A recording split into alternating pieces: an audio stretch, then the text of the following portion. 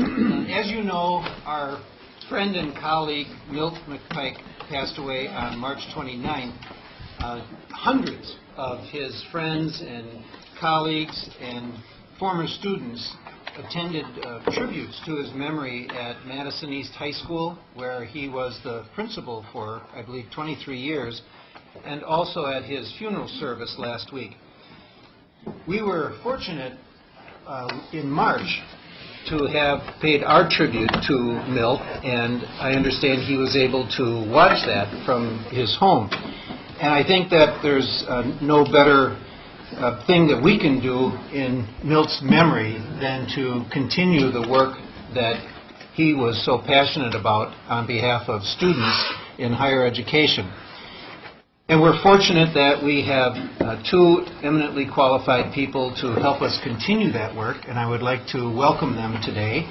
First of all, I'd like to welcome Dr. Betty Womack to her first Regent meeting.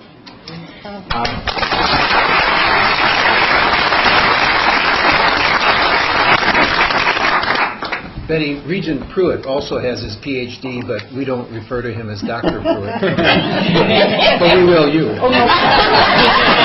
No special favors, please. Betty is currently the Assistant Superintendent of Pupil Services at Kettle Moraine School District, and she is also a former high school principal. In 2007, she received the Service to Wisconsin Award from the Wisconsin Association of School District Administrators. I'm also pleased to welcome John Drew. John, would you stand, please?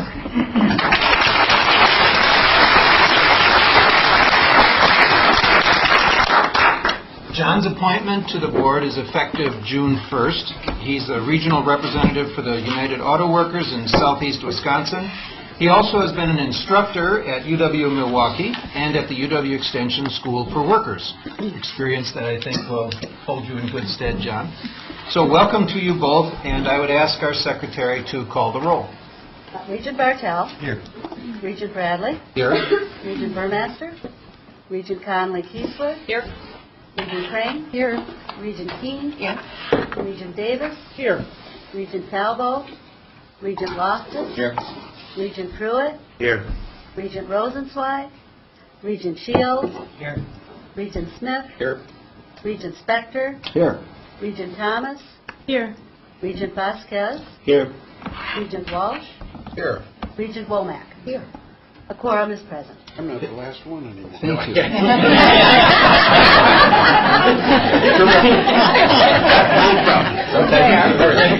Betty, you don't know how happy you have been.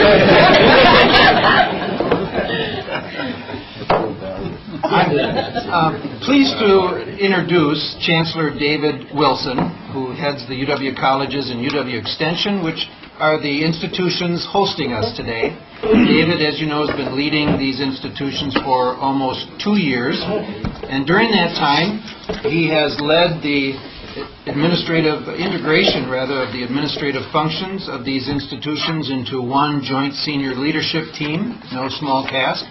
He's also inspired these institutions to pursue a shared vision of maximizing access to our resources, and he's also encouraged countless collaborations between UW colleges and UW Extension programs and services, which end up, I think, just better serving our taxpayers and residents. So I'm going to ask Chancellor Wilson to begin his presentation and extend our welcome to him. Thank you very much, President Bradley, President Riley, fellow regents, my fellow chancellors, my colleagues, and friends. Welcome. The UW Colleges and UW Extension are indeed delighted to host this Board of Regents meeting over the next couple of days. We are delighted to host it particularly because this is the 50th anniversary of the Pyle Center. And we hope that during the next day and a half you'll get an opportunity to go on the first floor and see the wonderful display, the historical display that we have depicting how the Pyle Center actually has evolved over the years. You know, the UW Colleges and UW Extension are two incredibly unique institutions. They are unique within the UW system, and they are unique statewide.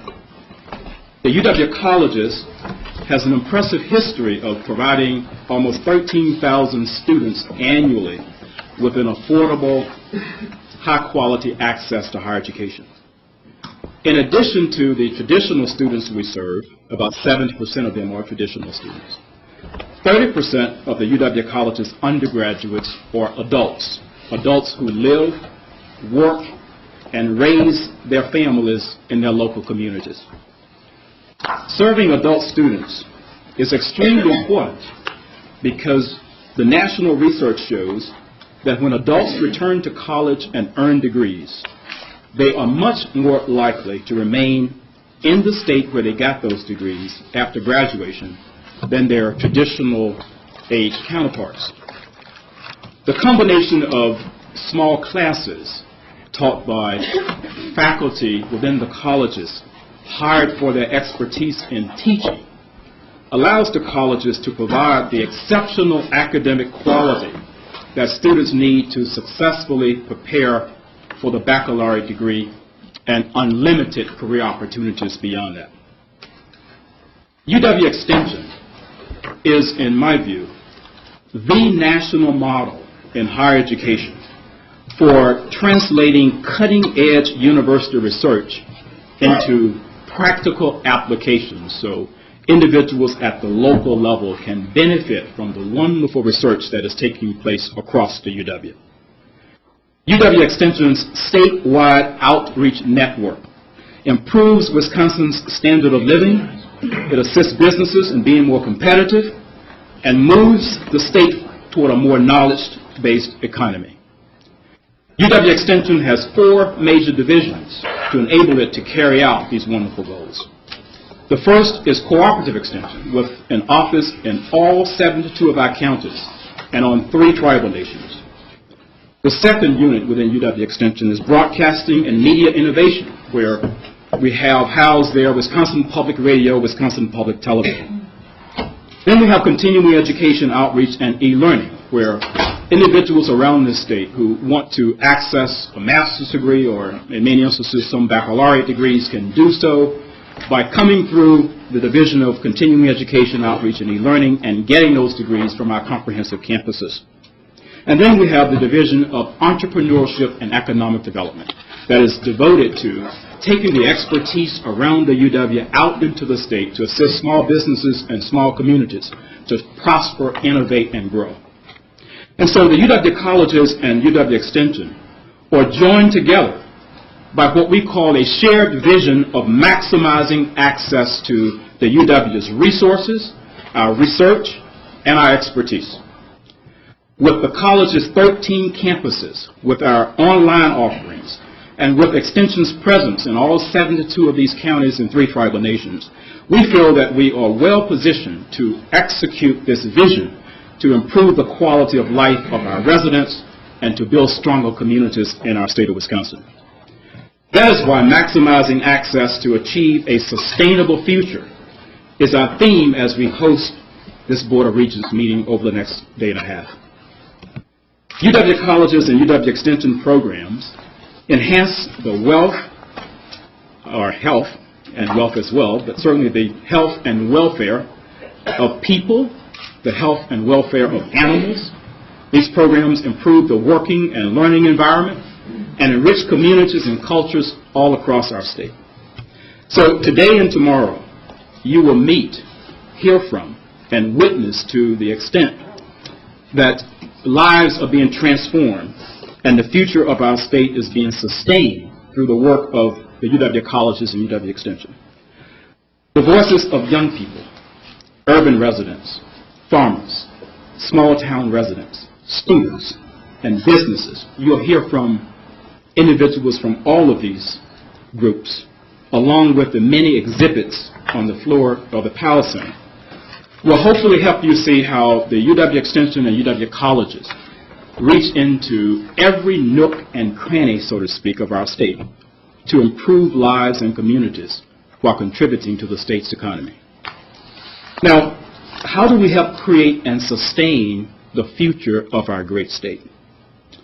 By maximizing access, if you will, to educational opportunities, whether it's through 4-H, county extension offices, pre-college programs, through the courses that we offer on our campuses for credit, or our public broadcasting mission, we are ensuring that Wisconsin is constantly developing the human potential of its residents.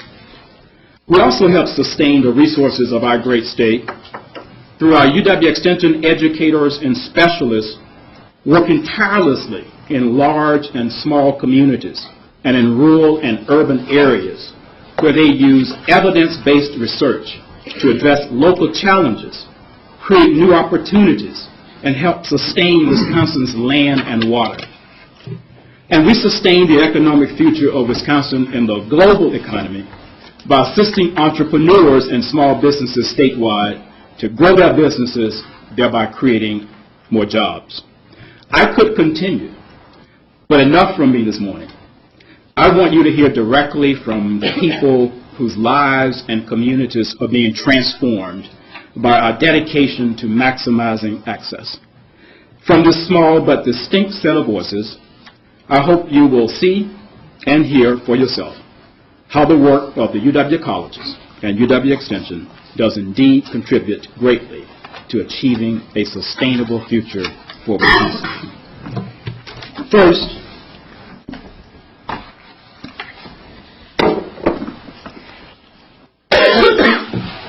I would like you to meet Till Graylord. Till is a sophomore at UW Fond du Lac County.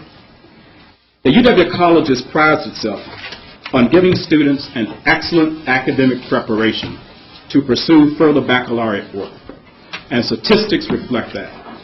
For example, students who start at the UW colleges and transfer to our four-year schools persist and graduate at higher rates than any other transfer students. But I'm getting ahead of myself as usual. I'll let Till tell you herself how she's getting, indeed, her best start for the life she wants at UW Fond du Lac. Till Graylord.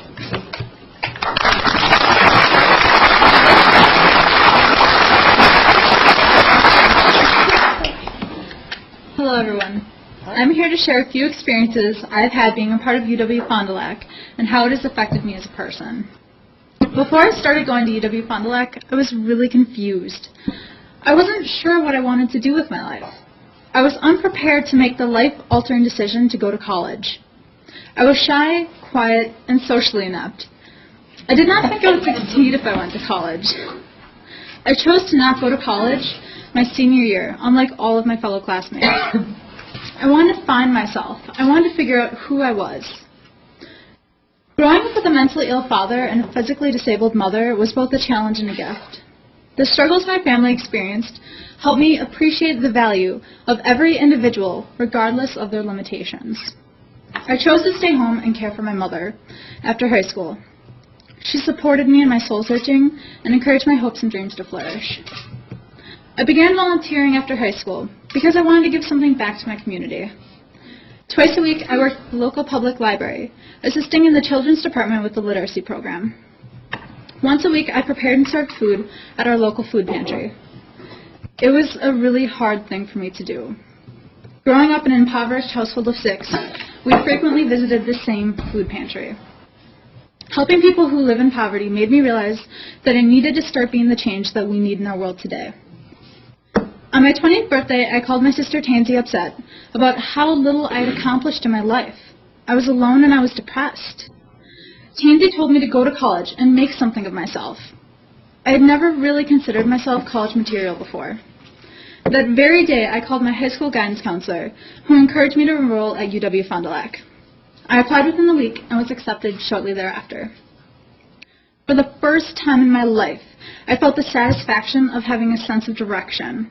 I knew I wanted to help people, and what better way than by becoming a Spanish translator. I was so eager to start classes that I spent the entire summer preparing.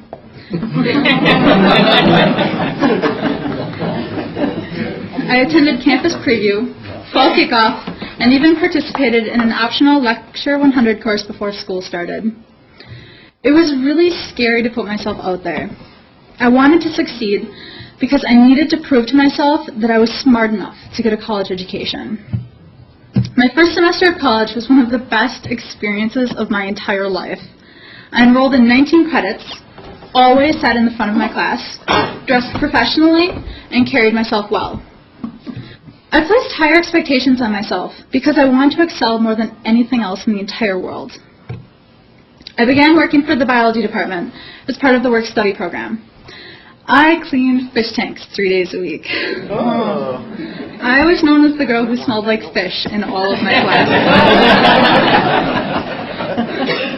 Fortunately, it didn't affect my ability to make friends. The teachers I had in my first classes made the biggest impact on me. I had met nearly every single one of them in the LEC 100 course.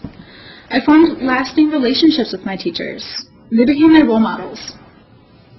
I found the subjects of my classes exciting, which intensified with the passion that my teachers conveyed. My English teacher, Elaine Peterson, lived and breathed what she taught. I began to look forward to her classes eagerly. Her vibrant passion for knowledge was infused into everything she taught. I respected her and took every subsequent English class that she offered. Elaine is only one of many excellent teachers that we have at UW-Fond du Lac. My history teacher, Paisley Harris, is a feminist and encouraged me to get involved in what I believe in. I joined the Multicultural Club in order to make a difference on my campus culturally. As advisor of the Multicultural Club, her wisdom has been invaluable to my education. My second semester, Elaine referred me as an English tutor to the Work Zone, our campus tutoring center. I was delighted by the prospect of helping students rather than cleaning fish tanks for the rest of my college career. Working as a tutor helped me develop my social skills, while also allowing me to focus on something that I loved to do. I met Maggie Gellings, who ran the Work Zone and served as the advisor to student government and student activities. She encouraged me to become more active on my campus by joining student organizations and student clubs. I became the diversity director of student governments, the chairperson of the Multicultural Club, and worked in conjunction with student activities. I finished my first year exhilarated by my accomplishments. I could feel myself growing as a person. I was more outgoing and a lot less fearful. I made friends, and I lost friends. It was a really major transition in my life. I stayed on campus nearly a whole summer. I worked in the Work Zone and as a student ambassador. I also became active in local and state politics. My third semester, I dedicated myself to the student organizations. Under an 18-credit workload and working 15 hours a week, I had very little time for anything outside of school. I started putting in 10 to 16-hour days a week, even coming in on the weekends. I was nominated for the Student Government Council Treasurer and served on the United Council Executive Board. I attended multiple leadership conferences and learned how to be a student advocate. I took my newfound knowledge back to my campus and started to make a difference. I stepped into the role of being a true student leader. Over interim, I took a break from school, thankfully, and participated in a 3-week study abroad program to Mexico. It was the greatest experience of my entire life.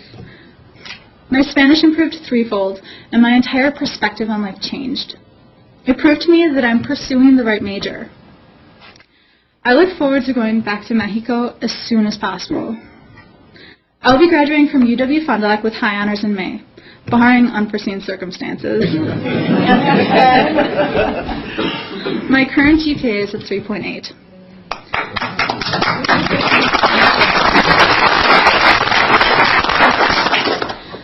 That number means very little in comparison to the life lessons that I've learned at UW-Fond du Lac. I am who you see today because of all the opportunities and experiences that I've had. It was the best decision that I've ever made in my entire life. I'll be moving on to Madison next fall and plan on applying everything that I've learned there. It was a really scary decision to go to Madison. My boyfriend Bobby helped me realize that I need to take risks in life. It will be a new adventure moving on to complete my education. I would like to thank a few people who have had the biggest impact on my life. Elaine Peterson is the greatest teacher I have ever had, and I've learned more from her than anyone else. Paisley Harris taught me how to stand up for everyone's rights as an open-minded activist and was the best multicultural club advisor any student could ever ask for. Maggie Gellings, the student government and student activities advisor, is the biggest student advocate that I know, making students the priority in everything that she does. A special thanks to Chancellor Wilson and Provost Lampe, who is unable to be with us today, for their leadership and dedication to students. Lastly, I would like to thank the Board of Regents for inviting me to share my story with you today. It has been a great honor. Thank you.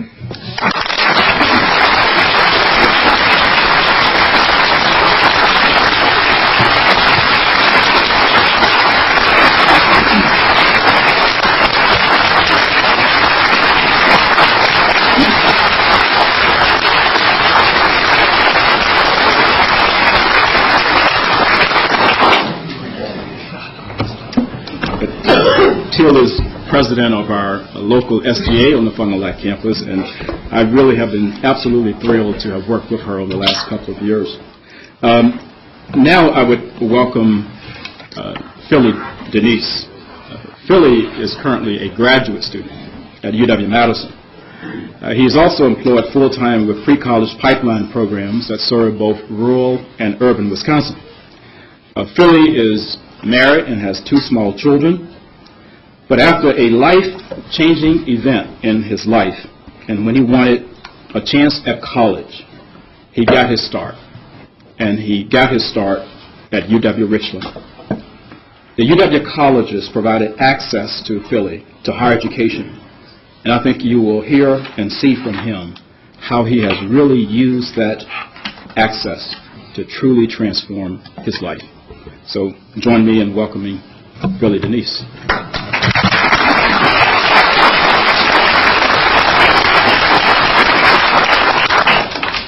Thank you, Chancellor Wilson, for your gracious welcome, and thank you, Board of Regents, UW system members, and members of the community for this exciting opportunity to speak to you on behalf of UW colleges. When Chancellor Wilson asked me to speak to you today, he asked me to think back a little bit about my experience at UW-Richland and to see if there was anything that stood out in my mind that was transformational. And I stand here before you today to tell you the truth, that there's not a day that goes by that I do not embrace my experience at Richland and or continue to learn from my experiences gained through attending UW-Richland. You might be sitting there wondering how. How could that be? Your experiences every day from a small 2-year school in rural Wisconsin? Yes, every day. Let me explain. UW-Richland was not a beginning for me, but more so the beginning of a new start for the life I wanted, want, and will have. My years before Richland are humbling at best and also provide insight as to who I am today.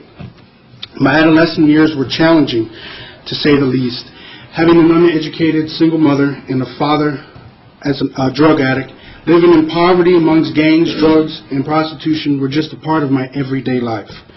I managed to get kicked out of high school while having a 3.75 GPA, starting both ways on a state-ranked football team, playing tenor sax, first chair, and 3 wind ensembles. My environment became too much for me just to ignore and stay in school. But it was not until I lost my childhood best friend to gang violence and a drive-by shooting that I knew with all my heart that I needed to change. Losing Rudy would throw me over the edge if I did not find some way to channel the negative energy into something positive. UW-Richland became the means in which I learned to channel that energy. I applied to UW-Richland after being denied from just about every 4-year state school. I did not have the required courses nor the GPA to attend these schools. It would seem as all hope was gone until I learned of UW-Richland from a conversation. I applied and soon was accepted. I quickly learned that I could attend Richland and begin my educational experience with the same world-class faculty at that institution that other schools had. But here, I would do it with 20 students in my English 101 class, not 500, 10 students in my geology lab, not 75. At Richland, I took courses that challenged me in all areas of academia. The classes exposed me to much more than just math and science. I learned the art of communication.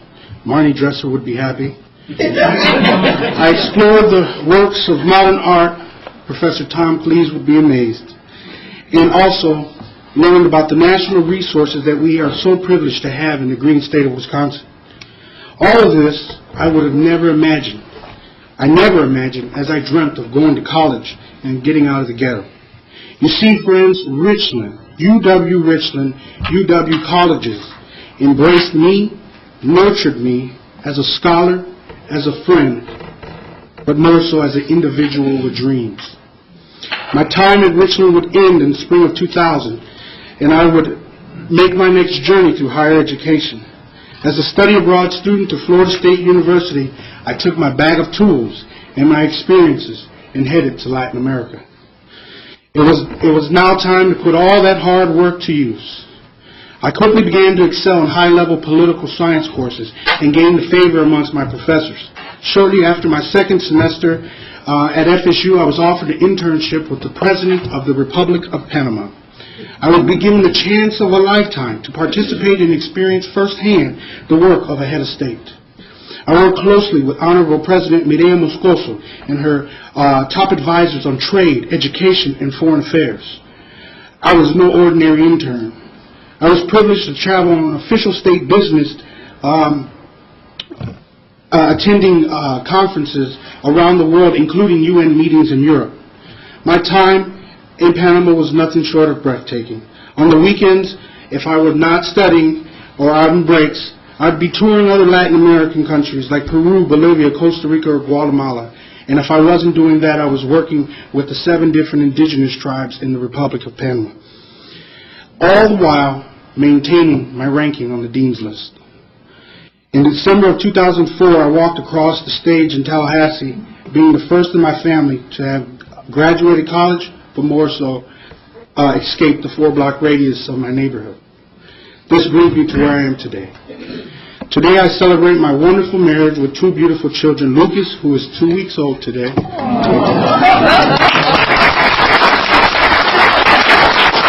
and Gabriella, who is turning 1 next week. I'm transitioning from my current master's in Latin American Caribbean Studies to an MBA program that emphasizes on education.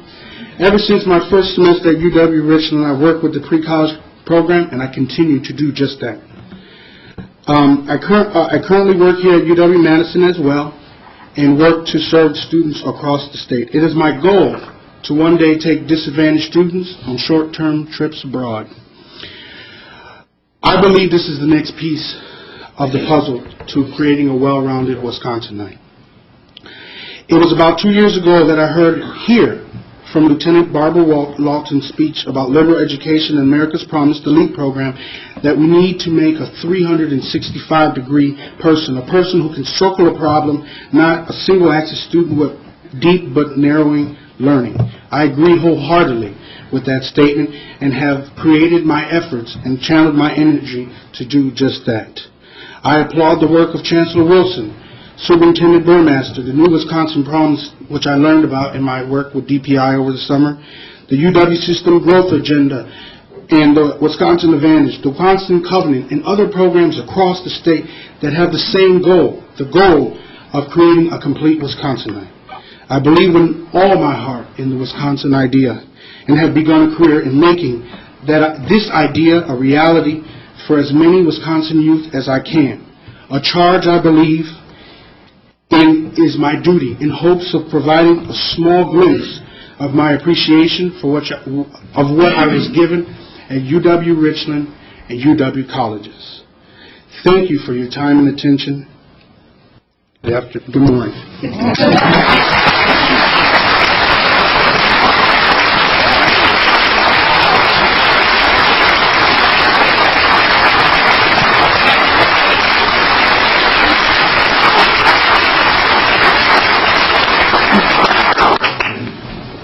Phil, we really appreciate your coming today and sharing your story. Stories like yours and Teal's story remind us why we're all here and why we're in this business in the first place. Now I would like to transition a bit. I would like to move from students to communities. And in doing so, I would like to travel north to a place called Rib Lake in Taylor County. With us today is Arlen Albrecht. Arlen is a professor in the Department of Community Development for UW Extension.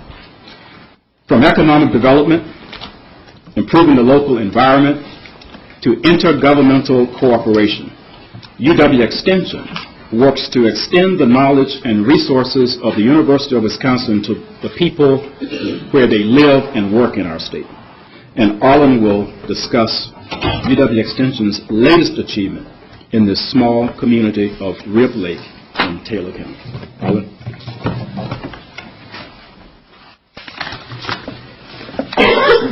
Thank you, Chancellor Wilson and Board of Regents, for this opportunity to be with you here today.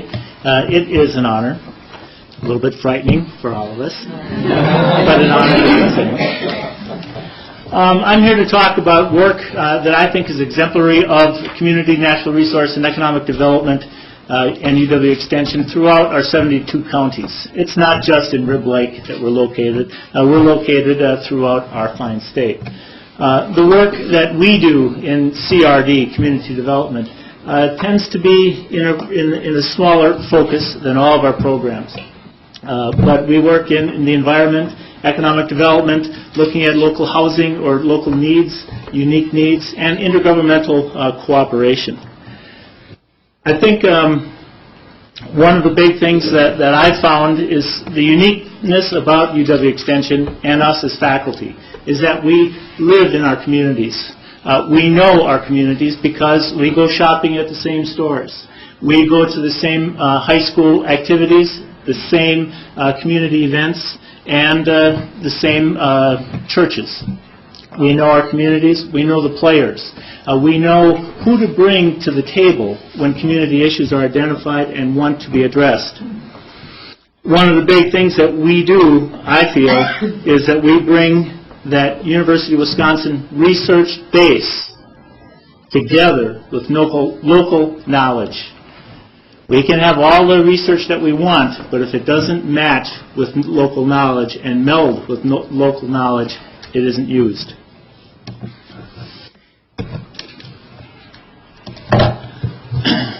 One of the big things that we do is work and build coalitions within those community institutions, those community groups. In this particular case, Rib Lake is a 324-acre lake, which has been greatly destroyed by industrial work, a logging company that worked there from 1880 to 1948, sawing 1.4 billion board feet of lumber in that mill, and unfortunately dumping most of its waste from horse manure to sawdust into the lake, creating 30 feet of sediment in that lake, and creating a eutrophic lake.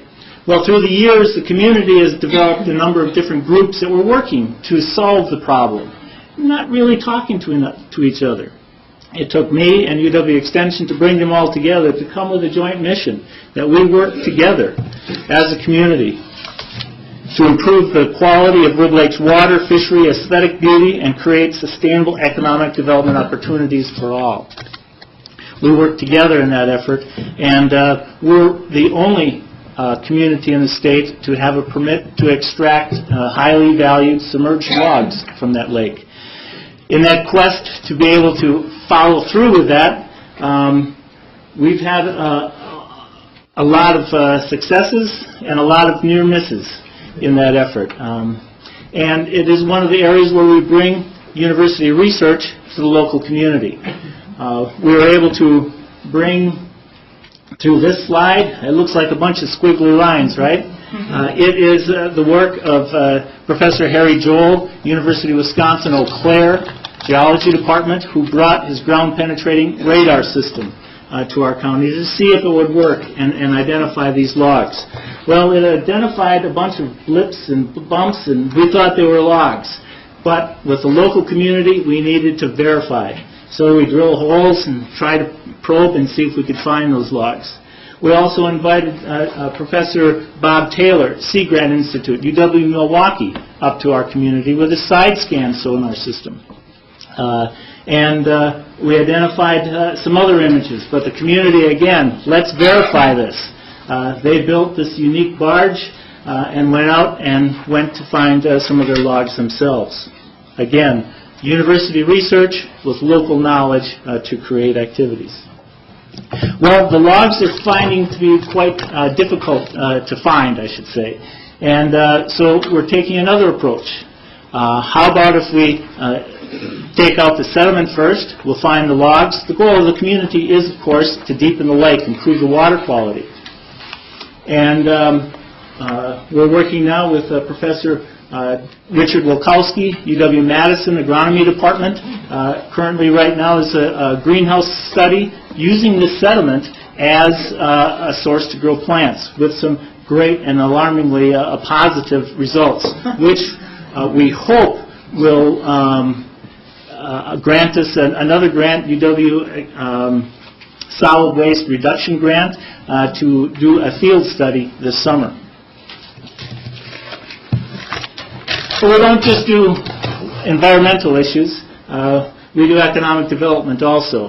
This small industry, housed in Rib Lake, a small community, 70 employees, purchased by a company, holding company in Minneapolis, wanting to expand, couldn't expand because it was surrounded by wetlands. Local knowledge showed us that this wasn't a swamp area, it was once a field or a hill, gravel deposit, which was excavated and used for a state highway. With that local knowledge, university research in soils, we proved that this was not a wetland. We're able to help this company expand, anchor those 70 jobs, and add another 40 jobs to their workforce. Intergovernmental cooperation is another high important element that CRD agents work with. Local units of government are quite independent and quite, right now, cash poor. This particular case, the village was housing an ambulance garage, couldn't afford to do it. It needed to be replaced. Why was the village supporting the rural towns? Never working together before, we brought those 5 municipalities together, facilitated learning and awareness about the issue, reached common ground and goals, and then reached an agreement to build this facility. Finally, our work in the counties is never done. Yeah, those projects might be done, but there are new efforts that come up all the time. Every year we conduct needs assessments. Every year we look and talk to our community members, colleagues, and coalitions. What needs to be done next? What direction do you want to travel? We'll help you with the university's resources to take that trail. Thank you.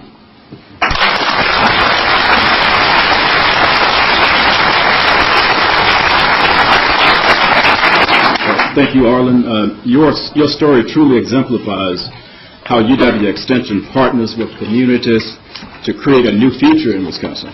You know, I've spent time now in 60 of our 72 counties, and Arlen's story is just one example of the many that I've seen around our state that show how communities are being transformed with the kinds of contributions that UW Extension makes throughout this state.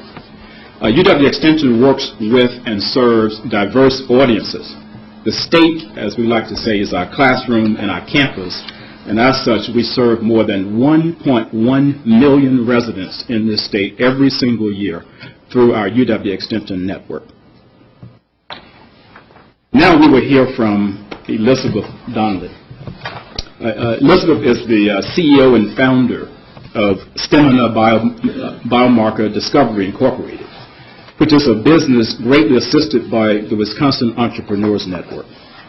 Ms. Donnelly has always had an entrepreneurial spirit throughout her impressive career as a patent attorney, a scientist, and managing director of Weiss's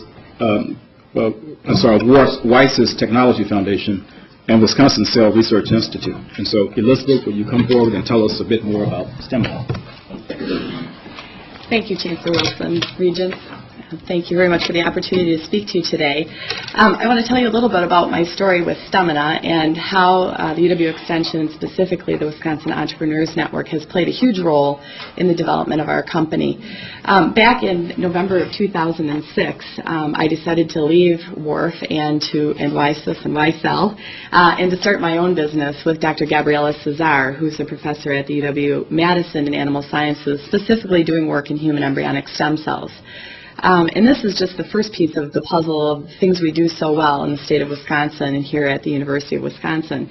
Obviously, we're a huge technology engine for our state, and the technology that our company is based on is the use of human embryonic stem cells and metabolomics, a study of our metabolism, to identify small molecules that are secreted by the cells when they are exposed to drugs that cause birth defects, like thalidomide and others. Right now, there's no very good way to test new drug candidates for whether or not they will cause birth defects in a developing human embryo. We do that work in mice and rats, and that's only about 50 or 60% predictive of what will happen in a developing human. So this is very important work to all of us. And the question is, how do we bring this important technology from the laboratory successfully out into the community for the benefit of all of us as citizens of the world with children, and also for the benefit of the economic development of our state. And this is something that I've spent some time thinking about in my role at WISUS and otherwise. The Wisconsin Entrepreneurs Network was established in June of 2005, and its role really is set in its name. It's a network that is established to assist entrepreneurs throughout our state in accessing very good programs that exist from the Small Business Development Centers, which are also part of the UW Extension, and also the Department of Commerce, the Wisconsin Tech Council, the Innovation Network. But what happens often in economic development, and those of you that have been around the state long enough to know that new initiatives come with new administrations and biennial budgets, and they don't always have a way to stand on the shoulders of previous programs. So that we leverage what we have and make it a network of services that are available to entrepreneurs rather than sort of repeating or repackaging things that we've done before. Now, when I decided to start Stamina, the first thing I did was go and visit Isla Anik, who I knew from my work at WISUS. She's the Southwestern Regional Director. And I sat in her office and I talked to her about everything from seed grant programs to my business plan to how was I going to get access to those very expensive Frost & Sullivan and data monitor reports I needed to very accurately portray what my market opportunity might be. And Isla was exceedingly helpful. She helped me get connected with programs available through Commerce under Act 255. Our company is a qualified new business venture, so people who invest in our company get tax credits for helping us get started. She helped me get connected to the early planning grant to help write my business plan. She also helped me get a technology assistance grant, which I used to apply for our first SBIR grant, which is offered through the National Institutes of Health, to help businesses translate early stage technologies to commercializable products. We applied for our first grant in November, and we just applied for our second one, actually, April 5th. So the system works very well, and over the course of the last year and a half, Isla has sent me emails, as have others from the Wisconsin Entrepreneurs Network, connecting me to events, connecting me to opportunities, to grant programs. Last year we were, our trip was paid for to go to the bio meeting, and there we met with companies from all over the world, all in one place. Some of those negotiations are now being converted into our first service contracts for our business. So really, the Wisconsin Entrepreneurs Network, it links what we have here, makes it available to entrepreneurs in a very accessible way, and also helps us to use that as a springboard to reach out to other parts of the country and other parts of the world with the businesses that we're trying to grow here in Wisconsin in a technology-based economy. So thank you very much for your time and attention this morning.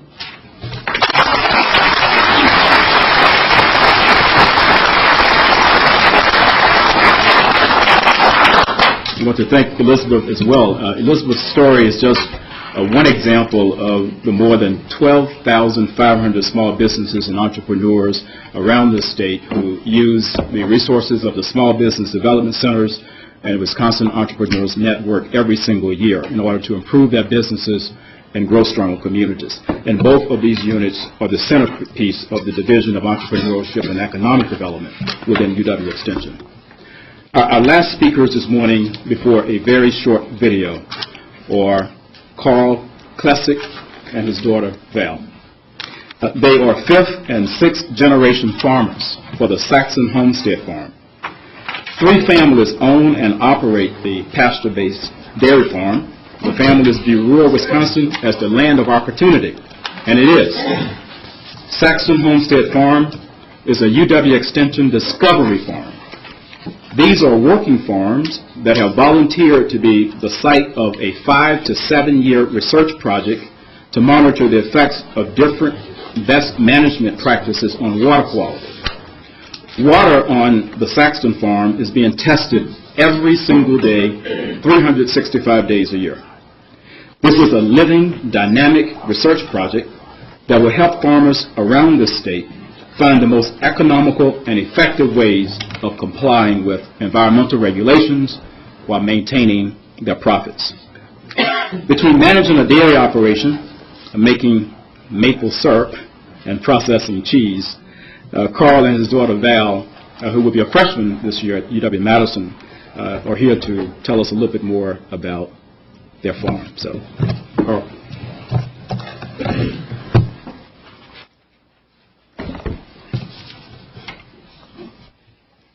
Thank you, Chancellor Wilson. Thank you, Board of Regents, for having Val and I present today. Actually, Chancellor Wilson said so much, I don't know if I can add on to that. So, but our family, Val and I and our family, we came to this state in 1850. So my great-great-grandfather settled Saxon Homestead Farm in 1850. Let me take this forward. There we go. Okay. And that's actually a picture coming into our driveway of our farm. And so in 1850, our farm was homesteaded. And actually, my great-great-grandmother, Elizabeth, was the first original cheesemaker on our farm. And so she actually inspired all of us to create another cheese factory on our farm, which we've just done recently. So our farm has been in our family for 5 generations, and if Val and her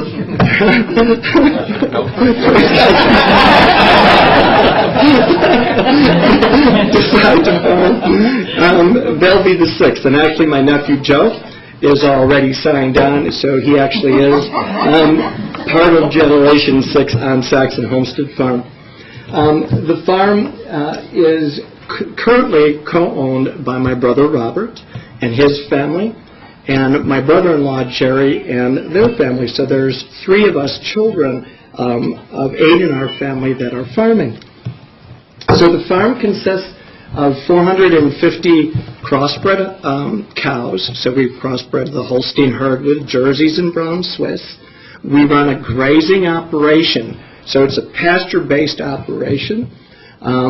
And we're actually pasturing 825 acres. So it's a very dynamic living system that we're involved within. We raise all of our young stock, both our heifers and our steers, or our baby bull calves.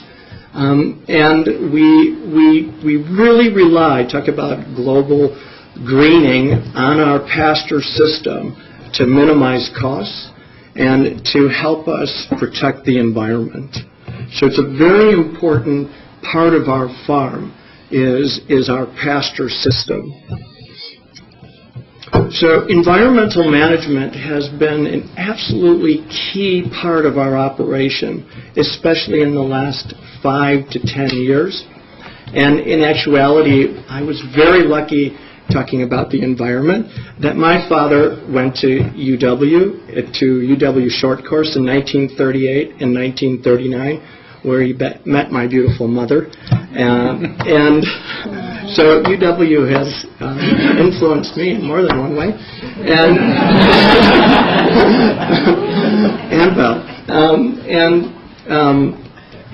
But my dad had Aldo Leopold as a professor for one semester. And it left a lasting impression on him. And since I was knee-high to a grasshopper, my dad talked about Aldo Leopold and his desire to protect wildlife and forestry. And he loved making, my dad did, loved making maple syrup. And we own 45 acres of maple lots right now. And by the way, our syrup season this year was phenomenal. So the cold weather that none of us are enjoying was absolutely a spectacular maple syrup season. So we got off to a good start there. So, but my dad left he passed in 2006, but he left a very strong environmental ethic with all of his children.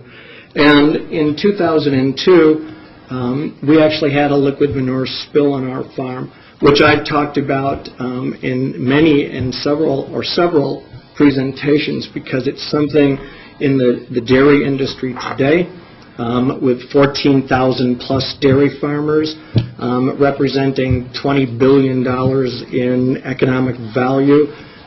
We do have an impact on the environment, and that's one of the things that's not real good. But it really motivated us. I guess things happen for a reason.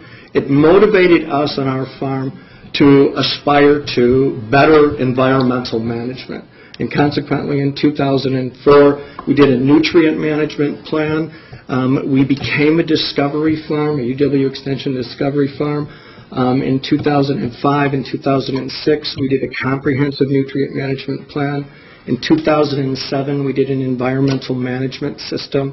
And this year, we're on the verge of applying to the state of Wisconsin's Green Tier program. So all of this, of course, is the basis of our environmental system has everything to do with the University of Wisconsin Extension Discovery Farm program, because it adds validity to what we're doing. It's not all good what we find with discovery farms, but it empowers us with knowledge to deal with the environmental aspects of farming in the state in a very powerful way. And our county extension agent, Scott Gunderson, Dennis Frame, who is one of the co-directors with Fred Madison at UW Discovery Farms, have had a very major impact on how we think and how we operate. And it's been very powerful for us as farmers throughout the state to participate in the UW Discovery Farm program. That relationship is something that all of the speakers have talked about is very important. And UW Extension, getting out there in the back 40, is really the basis of our community. Scott Gunderson helped me right from the get-go to get our Discovery Farm launched. We actually raised $50,000 to help offset the cost of the Discovery Farm program. We created our own advisory board on our UW Discovery Farm, and it involves community leaders, environmental organizations, government people. It's a very powerful way for farming to aspire to new levels. So last, I want to talk a little bit about the future, and I brought the future with me. I was going to say just a little bit about where we're going from here. Val? All right, first of all, I just want to thank everyone for allowing me this opportunity to be here today. I'm 17 years old, and I will graduate from Sheboygan North this June, actually, and I'm really excited and very proud because I'm one of 8 valedictorians of my class of 405 students.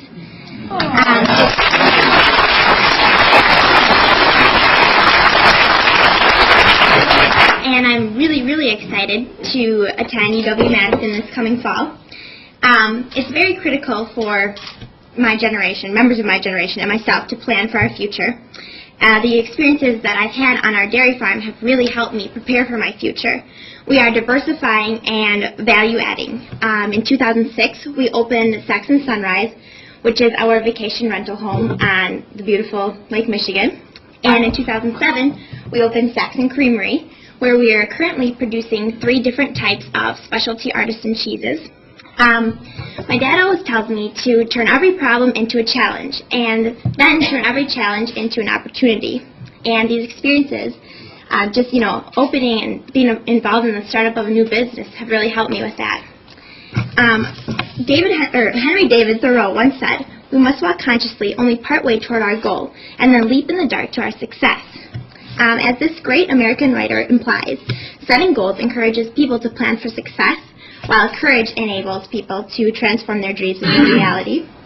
And as I continue to pursue my dreams, I am extremely confident that the UW system and extension will be right beside me and every other young adult aspiring to achieve success, such as Teely and Philly, and will be right beside us, helping us as we embark upon our journey to success. Thank you.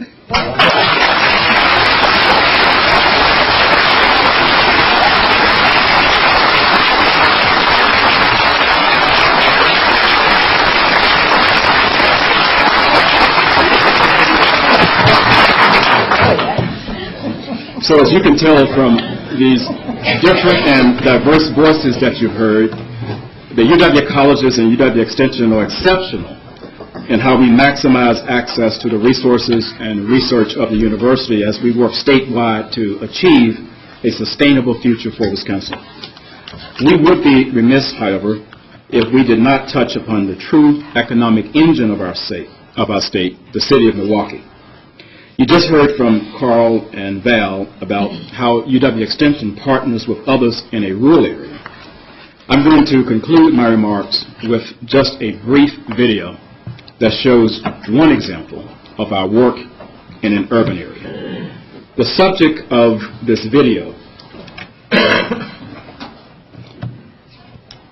is the Walnut Way Corporation in Milwaukee, which turned to UW Extension research and resources to make a positive difference in one neighborhood in the city of Milwaukee.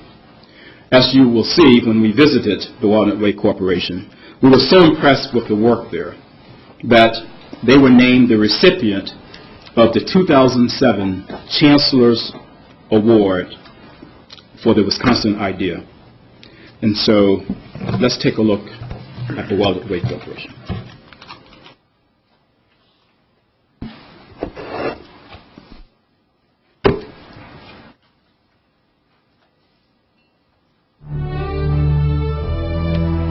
The land of Wisconsin that nurtures its people. Here, here, and yes, here.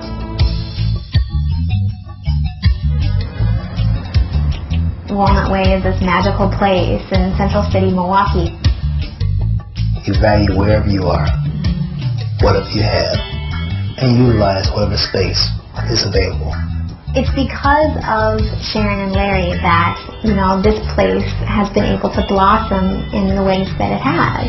And you don't get there without having resources. You don't get there without having collaboration in education, collaboration in knowing where the experts are located. The Wisconsin Idea Award honors individuals and organizations that have made significant contributions through involvement with UW colleges or UW Extension. The Walnut Way Conservation Corporation and its founders, Larry and Sharon Adams, seek to improve the quality of life in Milwaukee's Central City through grassroots environmental stewardship, community building, and social entrepreneurship. Ideal recipients of the Wisconsin Idea Award. It was absolutely unexpected. I'm ready to do the happy dance because I'm accepting this for all of us who are working for transformation. It's hard to drop a seed in the ground without thinking that something's going to happen. And I believe that we fixed our communities from the ground up, and this effort that you see here, Walnut Way, it's a ground effort. It has bubbled up all the way to the top. Walnut Way's mission is very three-pronged, meaning that our mission is focused on civic engagement and connecting residents to one another. Because when we built this garden and the other garden over there, the whole neighborhood came together. We all came together, and it was really wonderful.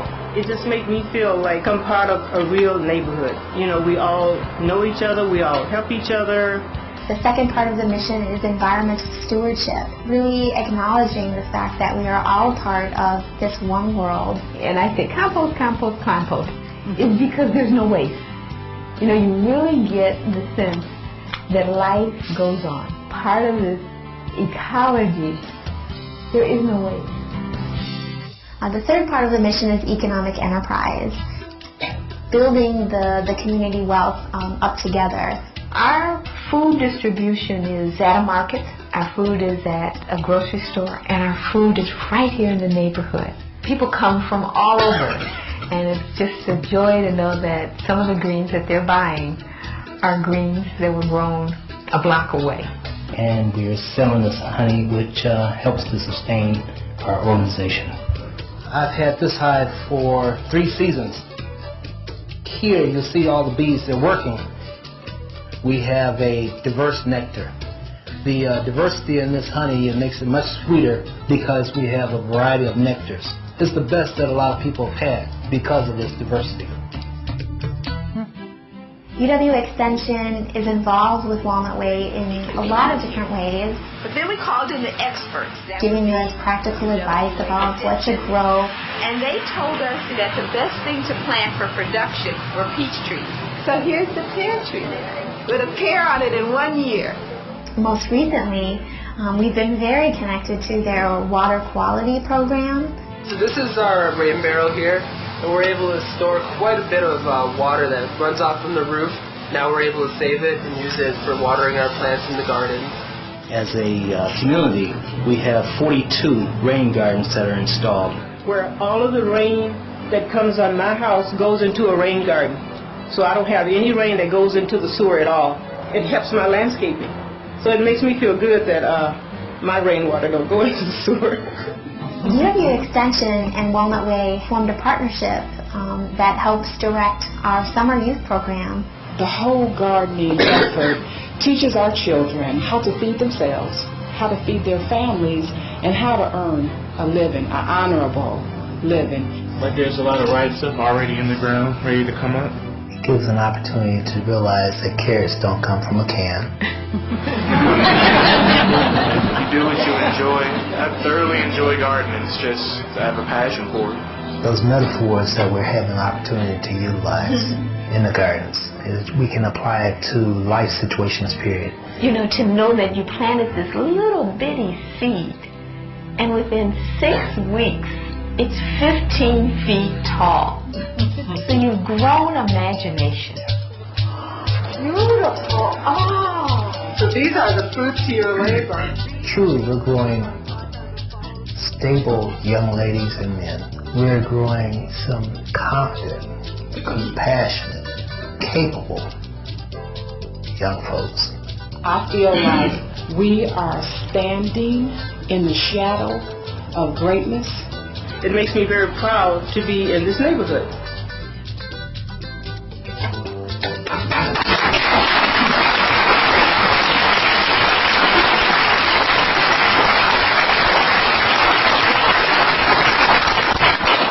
Sharon and Larry Adams, because of a scheduling conflict, could not be with us this morning. But I really highly commend the Walnut Way Corporation to those of you who would like to visit Milwaukee and take a first-hand look at how this particular neighborhood has taken back its neighborhood. So, Regents, colleagues, and guests, I do thank you for your attention this morning. You've seen examples, I hope, of our work done by numerous faculty and staff in the field. But here in this room today are several of my colleagues, part of my senior leadership team, and I'd like to say that these are some of the most compassionate, dedicated, and professional people that I have ever worked with. And so I'm just going to ask all of our deans, extension deans, all of our colleges deans, and others who are part of our leadership to please stand and be recognized.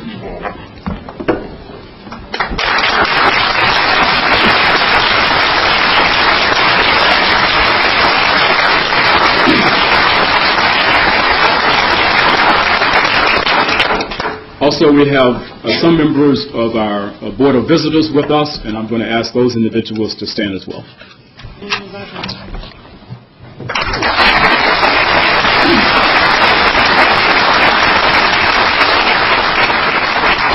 Over the course of the next day or two, I certainly hope you will visit our numerous displays on this floor as well as on the first floor to acquaint yourself more with the numerous ways in which we are maximizing access to the university's research, expertise, and resources. Thank you.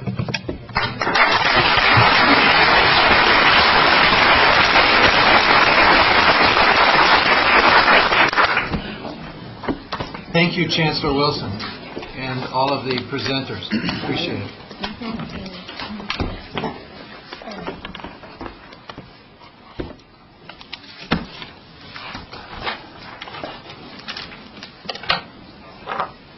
Last month, we spent an afternoon in a brainstorming discussion on tuition and financial aid, and that discussion gave some direction to President Riley and his staff, and President Riley is now going to continue that discussion on tuition and financial aid. Thank you, President Bradley. Good morning, everybody. I often come into these meetings, beginning of them, with my head just full of so many things about what needs to get done and what I need to do and what you need to do and what my colleagues need to do, and the slings and arrows of outrageous fortune that I need to duck and dodge in the course of the next 2 days. And it takes me a little while to get into the meeting. And I just, as I listened to our speakers this morning, I thought this is really about the transformational power of the University of Wisconsin. The University of Wisconsin colleges, the University of Wisconsin Extension, the University of Wisconsin system.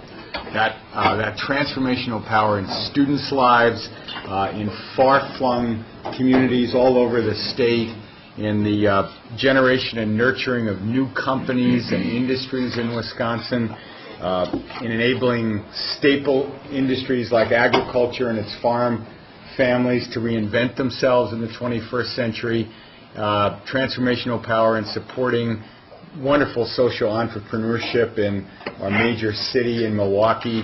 And I just wanted to say I know that all of you, all the board, and speaking for myself as the president, we're just very proud of the work that our colleagues in colleges and extension do, and for our students and clients who work with them, we're very proud of what they do with the work that our faculty and staff do. So thanks very much to our speakers, to Chancellor Wilson, and to everybody who put that wonderful session together this morning.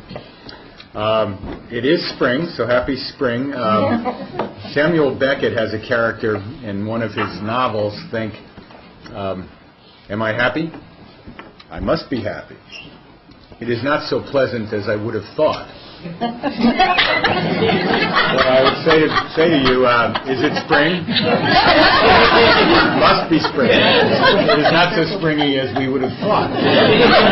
We will carry on, and it will be springy soon. And speaking of springy, I'm happy to report, because I know a number of you have asked about him, that Chancellor David Marquis at Plaqueville, who had heart surgery recently, and talked to Provost Butts, who's here this morning, about him, and his talk with his office this morning. He's coming along very nicely. They tell me he's got his sense of humor back, so I guess that's a good sign. And doing well, and we send our greetings to him and best wishes for a speedy, uncomplicated recovery, and we all look forward to having him back in the saddle as a colleague and chancellor at UW Parkside, at UW Blackville, the other P.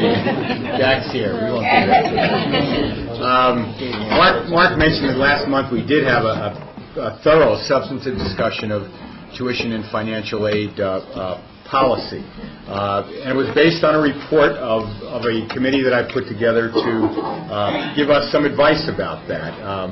And included in that report was a review of the system's current policies and practices related to tuition and financial aid, and I think we always want to talk about those two things together. We tried to capture, as Mark indicated, some of what we think we heard in that background discussion in today's resolution. A lot of it's in the whereas clauses. We know you love those whereas clauses in the resolution.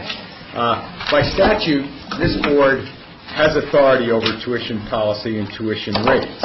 And the board's current authority to approve and implement specific tuition mechanisms provides campuses in the system with the ability to respond to specific academic needs, to address emerging challenges, and to enhance overall educational quality. We use differential tuition. For instance, Packo's student-approved plan before you this month to fund retention, mental health services, career advising, and its engagement center. Another example of differential tuition, a new kind of one, is UW La Crosse's Growth, Quality, and Access Plan, which you approved and advocated for in this budget cycle. We use per-credit tuition at one of our institutions now, UW Stout. We have used some of the other options that were talked about in that paper. For example, a tuition freeze. You'll recall that this board decided not to raise the tuition at the UW colleges in the last consideration of tuition. I think as regents that you must always balance the need for educational quality with the demands for affordability and accessibility. On the financial aid side, the state of Wisconsin retains the primary responsibility for providing need-based financial aid to UW students, and any private financial aid programs offered by the UW system institutions supplement financial aid programs provided by the state. So with that as a little background, I'll discuss briefly what's contained in the resolution before you this morning. First, you'll see that the resolution reaffirms the existing tuition policy principles, which is a document. These were first adopted in 1992 and revised 4 years ago, but we have many board members who are newer than that on the board, haven't perhaps seen those, even if you're not newer than that on the board, and we wanted to put it back in front of you. I think these broad tuition policy principles are still a solid framework for setting tuition policy in the UW system, and I want to draw your attention to a few key items here. As a matter of fiscal and educational policy, the principles hold that the state of Wisconsin should maintain its traditional funding share, 65% of our operating budgets, pay plans, and new campus initiatives. Historically, these investments have been funded 2/3 by the state and 1/3 through tuition, and we should go back to that mix. We have strayed from it in some instances in recent years, and we think it's an important principle for the state to adhere to. Likewise, the state should fully fund state financial aid programs to account for the regular, reasonable tuition increases that we put forward, because we believe it's the state's obligation to ensure that its citizens, regardless of income, have access to post-secondary education in the 21st century knowledge economy. If it was the state's and the nation's determination that it needed to make access to secondary education universal in the 19th, 20th century, we now are at a point where we need to have our government step up and say access to post-secondary education is essential for all our citizens in the 21st century knowledge economy, and we need to find a way to support that obligation. As our current principles state, we believe that non-resident student tuition, non-resident students should pay a larger share of instructional costs than resident students are asked to shoulder. While the state effectively subsidizes the cost of education for Wisconsin residents, that's what public higher education is supposed to be about, people from out of state should pay at least the full cost of instruction. Now, I think you all know that, in fact, non-resident students today pay roughly 2 times the cost of instruction and effectively subsidize our in-state students. That allows us to admit and educate more Wisconsin residents than we would otherwise be able to do, the presence of those out-of-state students. Now, in addition to these broad principles, the resolution before you affirms this board's willingness to consider alternative tuition options, such as institution-wide and program-specific differential tuitions that might be proposed by institutions. And again, you have already approved, we have operating now a number of those of both kinds, program-specific, institution-wide differential tuitions across the system. This resolution clarifies the review process for differential tuitions after they're approved by this board, requiring that those plans be reevaluated every 5 years or whenever there's a significant change in how additional revenues are being used by the campus. The resolution expresses the board's intent to explore new policies regarding tuition refunds and course withdrawals, as well as policies regarding concurrent student enrollment at multiple UW institutions. If changes to these policies can enhance access and can further reduce that time to degree and increase the number of graduates, then we should make these changes.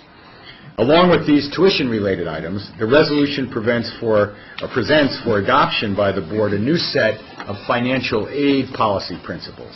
So the tuition principles statement before you is one that's already in place that we're asking you to reaffirm, and the one on financial aid policy principles is new. This is a new document. It's designed to facilitate access and affordability for students across the system. In these proposed principles, you'll see an affirmation of the importance of socioeconomic diversity in the UW system as a component of quality education and economic growth. The proposed principles acknowledge that the provision of financial aid is directly linked to this university's success in areas such as student recruitment and retention and degree completion. They acknowledge that lower-income families and middle-class families with multiple college-age children typically have a higher need for financial assistance, and these principles assert that the state and the UW system should meet this need through a combination of grants, work, and loan assistance. Student loan debt should remain reasonable, these principles assert, so that students in the UW system are not limited because of the amount of debt that they're accumulating in their options for a major, in decisions about postgraduate education, and in their career choices. These principles acknowledge that need-based aid, merit-based aid, and scholarships that may be awarded on a combination of both all have a place in our financial aid toolkit. Indeed, part of what that report that we discussed last week did, I thought very well, was lay out a whole variety of tools that we do have and can use that are in that toolkit, the tuition financial aid toolkit. And I think it's fair to say that while we must respond to demonstrated financial need, we should never stop rewarding academic achievement and hard work. These principles support our various efforts to send a clear message to young students and their parents that college is possible, regardless of their family circumstances, their cultural backgrounds, or their financial resources. While you on this board have each said this in one way or another, I think, during our many discussions on this topic, I think it's important for the board to put what I believe are your clear sentiments in writing. Beyond the adoption of these principles, this resolution urges implementation of a financial aid program that holds low-income students harmless against tuition increases, using state general purpose revenue, and also a program that would meet all student financial need as determined by the federal needs assessment methodology through a combination, again, of grants, loans, and work-study opportunities. Finally, the document directs the University of Wisconsin system, building on the work of the institutions, to explore the implementation of a private fundraising campaign to supplement, not replace, the need-based financial aid provided by the state and federal governments. This would be new for the system to undertake a private need-based fundraising campaign statewide. We believe this is an important way to further our growth agenda, and we've begun to think about this system-wide private need-based aid campaign as our 11th action step, one more beyond the 10 that we've already discussed, coming out of our Advantage Wisconsin strategic planning process that I unveiled for you, the results of which I unveiled for you at the meeting in February. We know that need-based aid is critically important in many respects, but especially to expanding the base of college-going citizens, the base of college graduates in this state, which we desperately need to do. And we want to build on the incredible momentum that already exists in our state.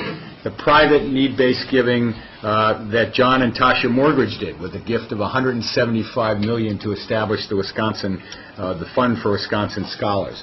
The private need-based giving that the Great Lakes Higher Education Corporation did with its $40 million gift to establish the Covenant Foundation. The UW-Madison Faculty Senate-led campaign to raise money for need-based scholarships at that campus, to be matched by the UW Foundation. Just this week, some of you may have seen that the UW bookstore presented a generous donation of $60,000 to this campaign. So with matching funds from the foundation, that gift will have $120,000 impact on need-based financial aid available to UW-Madison students. System-wide now, we award, as far as we can tell from the data we collect, we award about $6 million in privately funded need-based financial aid. $6 million a year in privately funded need-based financial aid, along with a significantly larger amount of privately funded scholarships awarded based on merit or some combination of merit and need. We'd like to double the amount of privately funded need-based aid, to take it from $6 million to $12 million a year that we're giving out in that category. That's a significant goal, to be sure, but one we think that's worth striving for. Our campus development offices are all already doing a wonderful job, wonderful work in cultivating relationships with alumni and other donors across the state, across the nation, across the world. We will not diminish those vital efforts. Rather, we want to add value to their work and add revenues too. So we're developing plans now to create an online portal on our UW system website that will make the case for this increased investment in need-based private financial aid and redirect prospective donors to the campus foundation of their choice. I want to be clear, we're not talking about setting up some entirely new channel for giving. Rather, we're thinking of this as a kind of United Way model. I think it was Regent Conley Kiesler who mentioned the United Way as a model for this at our last meeting, where we will launch an umbrella campaign statewide to enhance local campus-based fundraising efforts and draw attention to the benefits of supporting need-based grants for UW students and for the future of the state as a whole, for everybody who lives and will live in Wisconsin in the future.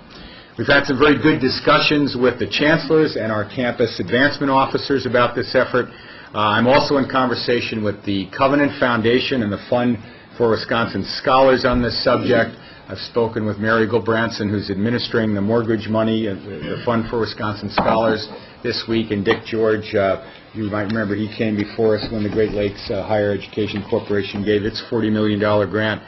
The three of us are going to get together shortly to figure out how our system-wide effort can complement theirs. They're very excited about this because we all believe if we do this right in a way that we're not stumbling over each other, we can increase the effect, increase the money coming in for need-based financial aid that all three of us will be in the process, are already in the process of raising. And as these conversations help bring our goals and strategies into sharper focus, we'll have more, I hope a lot more, to discuss with you about this at the board's June meeting, our next meeting. I'll be inviting board members and former board members, one of whom's in the room, Roger Axtell, I know, to get directly involved in this campaign. So hold on to your wallets. With that, I'd welcome any questions about the resolution and the attached principles. Deb Durkin and Frida Harris and Sharon Wilhelm, the people who really were directly involved in preparing the paper that we talked about on this topic, tuition and financial aid, last month, and who know a lot more about this than I, are here to help answer those questions. So with that, Mr. President, I'll turn it back over to you and open the floor. Any comments? Regent Davis. I just have a quick question. You've mentioned several times, President Riley, statewide. That doesn't preclude alum who are not located here as contributors to, or do you intend to preclude? Absolutely not. Okay. And we won't charge them twice as much. Okay. Why don't we just work up this way? Regent Loftus? On the need-based effort, it's unclear to me. Is this to be a separate fund or an account in an existing fund? What we like to do is figure out a way so that what the chancellors and their colleagues who are involved in fundraising on the campuses do, they bring money directly into their campuses, into their financial aid offices. So in this campaign, we take credit for that and count it and raise it up to get more attention. So in that instance, that money that they raise will go directly into the accounts that they use to distribute financial aid on the campuses. And then part of the purpose for the meeting with Great Lakes, Covenant Foundation, and the Fund for Wisconsin Scholars people is to figure out where any money we would raise at the system level would go. Now, from my point of view, that money comes into us somehow and goes right back to the financial aid offices on our campuses. One of the things we need to talk through with the other two entities is how that's going to work respectively with the Covenant Foundation and with the Mortgage Fund for Wisconsin Scholars. And they are, my understanding, is in the process of trying to work that out themselves, and they themselves, between the two of them, have slightly different ground rules for what they're doing. So that's why we need to have that conversation. So you're not talking about an endowment? Well, we certainly could be. I mean, the mortgage money in the Covenant are significant amounts, and they were given as endowments to help encourage further giving. What we give out now, Tom, as I said, is $6 million a year through the UW system in this private need-based money. To get it up to $12 million, we figure we need an endowment of how much did we say? Did we say over $100 million? 5% spending. But we think we might have some other ways working with the state to capture some money that we might put toward that need-based financial aid, so that some of it would come from an endowment and some of it would come from other sources. Can't say any more about that now, but that's part of what I hope to have worked out by the June meeting. Well, I guess my last comment is what? My last comment is that it seems rather an inefficient way to get money to students. If you're going to run it through an endowment and then use only the proceeds of the endowment. Well, I think we'll have multiple ways of doing it. The plan that we have talked about is not to use only money from an endowment, but to use other monies as well. But again, I'm not at liberty to talk about what those other monies might be at the moment. But over time, I think we will have an ability to build up endowments that will kick off substantial amounts of money on a yearly basis into our financial aid offices. Regent Bartel? Can I just address that? Because I'm like, oh no, you want endowments.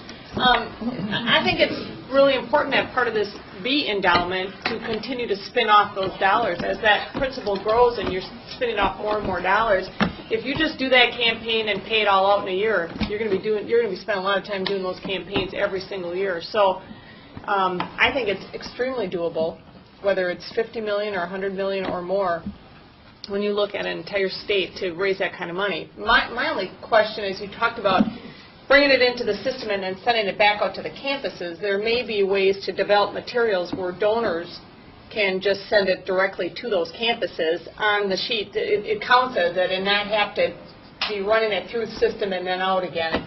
Absolutely. In every instance where we can do that, we will. And that's exactly what we want to do. That's why that web site we're talking about will direct people directly to a campus. But look at the Great Lakes gift and look at the mortgage gift. They were given as statewide gifts to be available to students to go to any campus. And we may well have people who want to give that way. Absolutely. I'm sure it will. Mm-hmm. Regent Bartel? I just wanted to begin by commending again the President's Committee on Tuition and Financial Aid. I think the report was excellent. I think Vice President Sturken, Harris, and Wilhelm did a wonderful job in writing it. And as a regent, I very much appreciate it. And I think the people that I've talked to, the students that I've talked to about this report, appreciate the analysis, the pros and cons. I think it was very helpful in understanding these issues. I want to just suggest two minor amendments to the resolution, and which picks up the financial aid policy principles, which is new. Excuse me, Regent Bartel, could you make a motion for the resolution if you'd like to? I will do that. The motion is this, that I would like to propose an amendment to the financial aid policy principles, item 2.3, Roman 2.3, which currently reads, student loan debt should remain reasonable, so that students and so on I would move the remain be changed to be reasonable, so that we're not suggesting that the student debt currently is reasonable. And in fact, I don't think it is reasonable. Most students who graduate, I think, from this institution have a debt of something over $20,000. And I'm not sure, I'm quite sure that I don't regard that as reasonable. So that's one change that I would propose. The other one, and I hope this doesn't sound too lawyerly, this whole thing.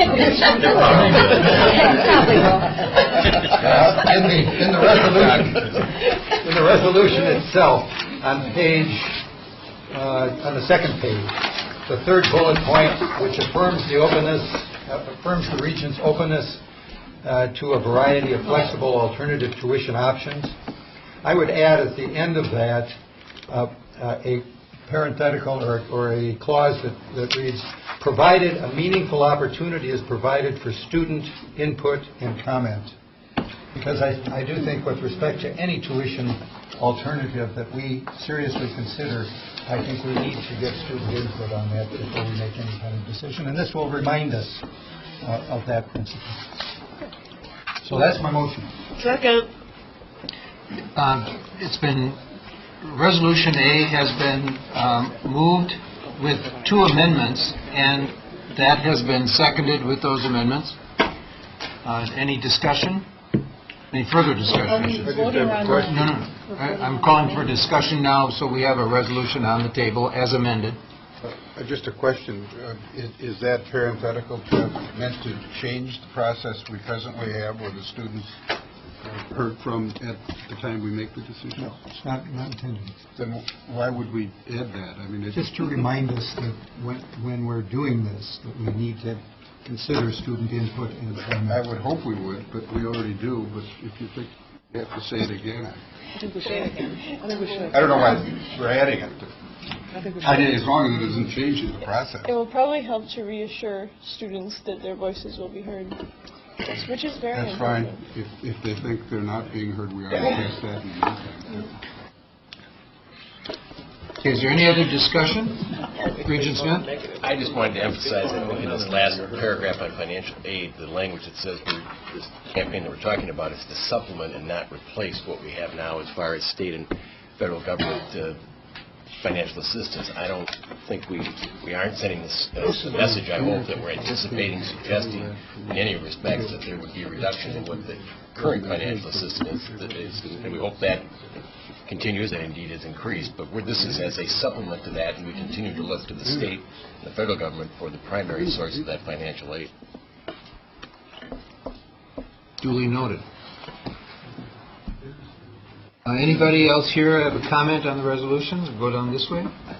I have a comment on the general resolution, but did you want to vote on Jeff's thing before? Mine isn't specific to Jeff's.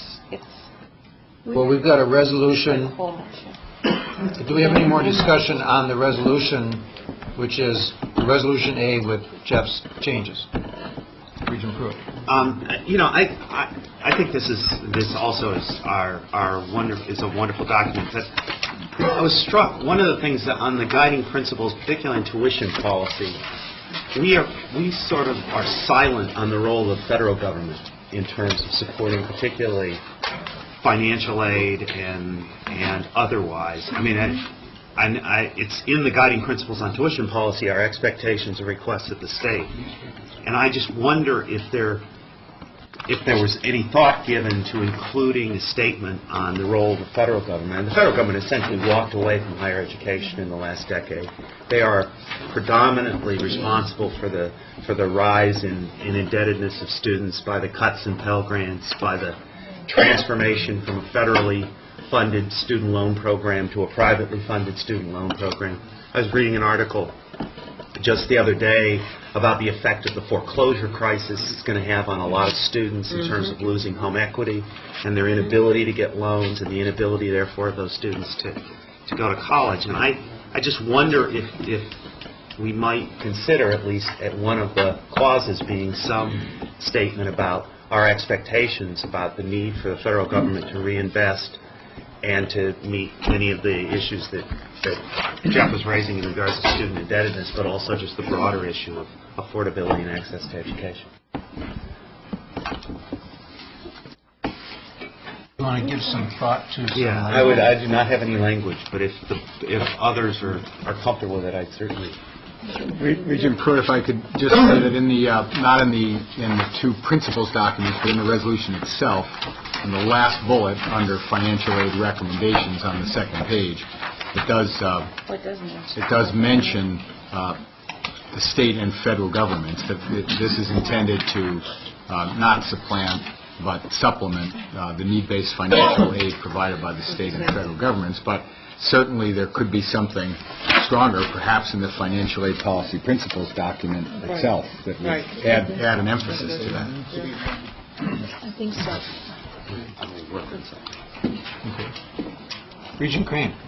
I have served on the advisory group along with Mike Falbo, and I think he would agree with me that this is very consistent with the document, as you've already pointed out, and that I'm strongly in favor of the way that you have put this together. I think that it covers the range of kinds of options and flexibility that we need.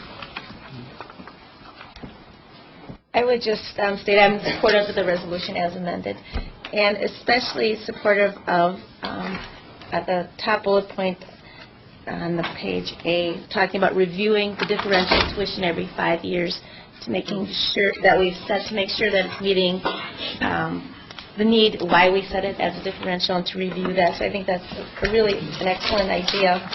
And I also really am pleased to see under our financial aid policy principles on Roman numeral 3 that we are restating that we want to make sure everyone knows that college is possible for all. So I think that's very important. Any other discussion on the motion? Regent Davis? I just have a point of clarification, because I agree with Chuck's point and would like to see the financial aid principles modified accordingly. Does that require a motion in order to get that done? Is it the intent to have the resolution because it affirms the policies, to include the policies, the principles, documents, and if so, I would certainly support a motion if that's what he would be doing. Since he's talking, he can't hear what I'm saying, but I would support his motion if that were so, in the way of a second, if that would get the job done. Well, I believe he's going to be working on some language, and perhaps if Regent Bartel heard that language, he would have agreed to include that as part of his motion. I agree with the point. Are we voting on the amendment or the resolution as amended? The resolution as amended. It was okay, I didn't know.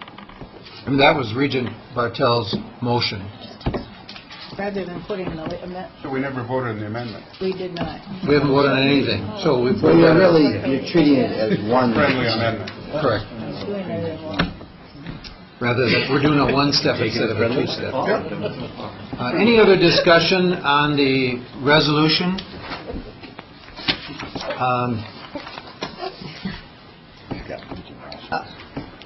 Regent Walsh? I'm supportive of the resolution. I think the report's wonderful. There's some, this last week I've spent a lot of time at committee meetings to raise money for buildings, and it just strikes me that once again this is all about money and where we're going to get it. The students have sent us some resolutions, and one of the things that comes out loud and clear to me is don't do this if it gives the state an excuse not to give us money. That's a very simple concept, and I don't think the answer is to do nothing and not pass this resolution. I don't think we are doing that, but I think it's a message we should keep in mind. In the last 2 days, the total amount of money we need to raise for 2 buildings is $285 million from a source of traditional donors that have already given $160 million. And it's mind-boggling what we have to do to continue to grow this university system. And I keep thinking that where would we be but for the mortgages and the higher education board, Great Lakes, excuse me. which came to us out of the blue, and it just reminds me how many times we have to repeat it over and over, the message and the mantra. And that's what this resolution again does and affirms. But without the mortgages and entities like that, we aren't going to get anywhere, because the competing constituencies of the legislature, the bad economy, is going to hit us straight in the face. But I hope we don't lose our initiative, and we keep saying it over and over, and at the end of the day, we'll probably find another mortgage. But if you look at the relativity of it, about almost $200 million from sources that we wouldn't have thought of in 2002 when they cut our budget by $250 million. Right. The world has changed, the problems haven't changed, and we've got to stay the course. And just to give you, I think that's an important point, and to give you a sense of the relative proportions here. Sharon, could you tell us, I just said we give out about, we think, something like $6 million a year in private need-based aid. What's the total amount of government need-based aid that we give out? Frida, do you or Sharon? Sharon looks scared when I ask her. Do you know? Okay.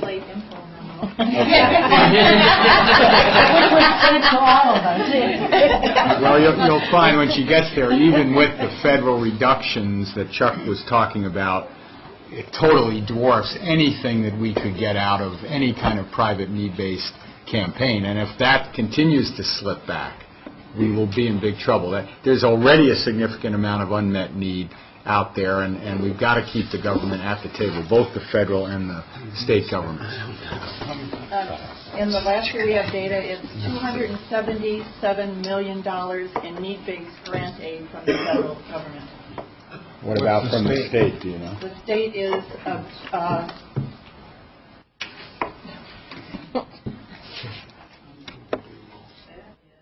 about $70 million. 340 compared to 6. Well, while our Scrivener is working, I don't know if... He may be out of his element here. He's not a lawyer. Don't give it to one of the lawyers. We tell him that every meeting. I'll just talk about lawyers, Mark. I don't know. It's coming in handy sometimes. Well, but Vice President Pruitt is willing to take a leap. Vice President Pruitt. I would like to suggest the following. One, thanks to Sharon Wilhelm. One option would be to amend the resolution, the second to last whereas paragraph, to add whereas the federal government and the state of Wisconsin retains primary responsibility. So by adding that, we acknowledge the federal government's role. And then this was where I was struggling, but my suggestion might be to add to the financial aid policy principles, which doesn't really, unlike the tuition policy principles, there's really no mention in that of the role of the specific role of the state either. So the issue might be to add a fifth point under Roman numeral 2 to be something like the following: the federal and state governments, through their programs providing need-based financial aid by way of grants and loans, should play a central role in ensuring access to all students. So essentially, simply identifying that the role of both the federal and the state governments to do that. I think that general, without wanting to go too specifically to, because these are principles that are designed to live on. These have lived since 1992, so 16 years later they're still here.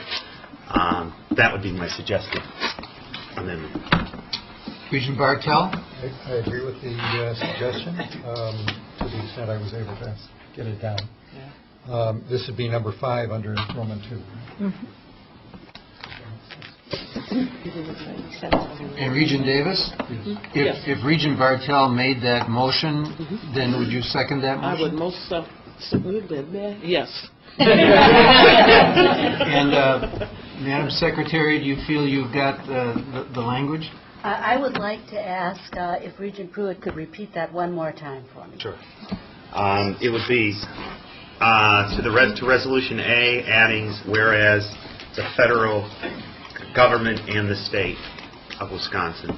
So it would be adding federal government and the after that whereas. And then bullet 5 would be the federal and state governments, -- through their programs providing need-based financial aid through grants and loans, -- should play a central role in ensuring access to all students. Thank you. Good. So, it's been suggested that instead of a central role, would you entertain the central role? Certainly entertain the. So you have that, Judy? Yes. The? So I'm making that motion. And I'm seconding. We have a motion to adopt the resolution with the modifications we've been discussing. Moved and seconded. Any other discussion? Regent Beck. I would just add, I wonder if we could adopt this resolution with the understanding that you would have the authority to fix it up a little bit to make it consistent with what Chuck was saying and that it all fits together. We're not locked into just these specific words, but the principles we are voting on with the understanding you might make a few words consistent here. Well, Secretary Temby and I would take that task on, wouldn't we? We would. I would like to just suggest it should not, however, resemble the Frankenstein veto.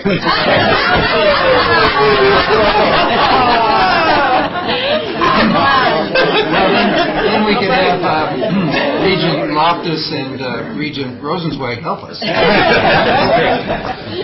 All in favor of the motion, say aye. Aye. All opposed? Motion carries. Thanks very much for the discussion and for the suggestions. We have a stronger resolution for going forward. Now, with just 4 minutes past schedule, we are doing a good job here. I'd like to call upon President Riley again this time to lead a discussion on the biennial budget. Thank you, President Bradley. Regents may remember that, or they may not, that you are all required to submit a biennial budget request in every September of even-numbered years, like 2008.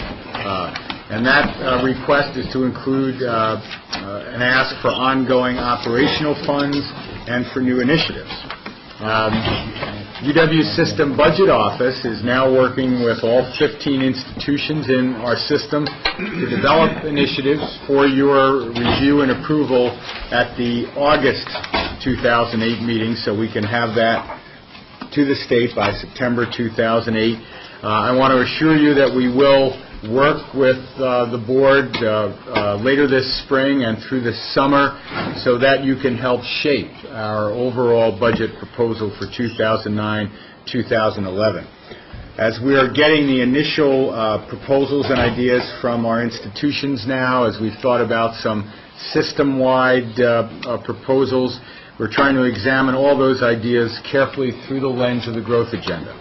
And like last time, every idea that we advance, we believe, should be directly tied to helping our state enhance educational quality and access, to improving the success of our students, to increasing the number of high-paying jobs in the state that our homegrown college graduates and those from other states can have, and to meeting the broader cultural and economic needs of our communities.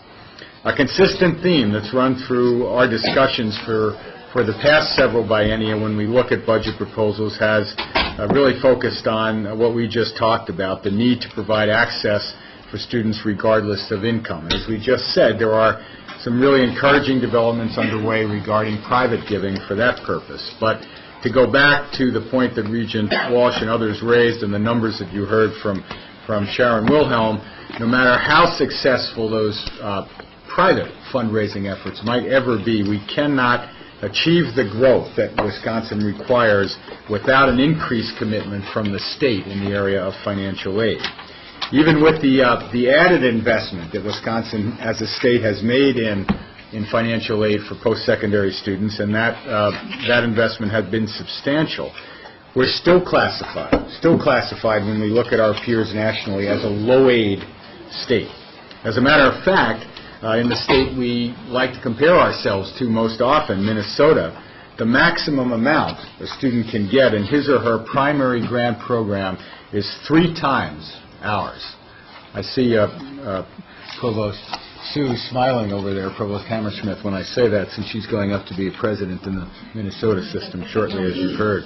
But that's still a startling fact. Minnesota students can get 3 times in the maximum grant what our students can get. And another indicator overall, Minnesota's total dollar commitment to its financial aid program, including loans and grants, is also 3 times that total commitment here in Wisconsin.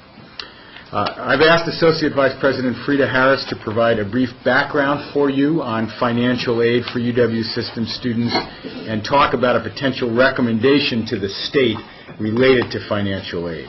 This recommendation is connected to the WEG program, the Wisconsin Higher Education Grant, which is funded and administered outside the UW system's budget through the Wisconsin Higher Educational Aids Board. Although the Regents will not submit this request, therefore, as part of our system biennial budget proposal, it will nonetheless have tremendous impact on many of our 170,000 students. We hope that today's initial discussion, this will be an initial discussion of what we'd like the Higher Education Aid Board to do. We hope it will lead to a resolution to be presented to you then at the June board meeting in Milwaukee, requesting that he seek increased state investment in the next biennial budget to raise the amount of financial aid available from them to UW system students. Following Associate Vice President Harris's financial aid presentation, we'll have a presentation of student priorities for the 09-11 budget. And we'll hear in that presentation from Ray French, who's the president of the student government at UW Eau Claire and a member of the UW System Student Representative Council. And representing the United Council of Students in that presentation will be Christina Trevino Murphy, a student at UW-Madison, and Anthony DeWeese, who's president of the UW-Washington County Student Government Association. And just a reminder, for those of you who might not be clear, United Council is a student advocacy organization that now represents 8 of our institutions, the colleges, Eau Claire, La Crosse, Madison, Milwaukee, Parkside, Stevens Point, and Stout. And then I'll also invite our student regents, Tom Shields and Colleen Thomas, to share their perspectives on student priorities. I suspect, knowing you all, that you'll have some questions after Frida's remarks, and then again after the students' comments as well. So I intend, Mr. President, to open the floor for questions twice during this session. But first, I give you the Baroness of the budget, Associate Vice President Frida Harris. Frida.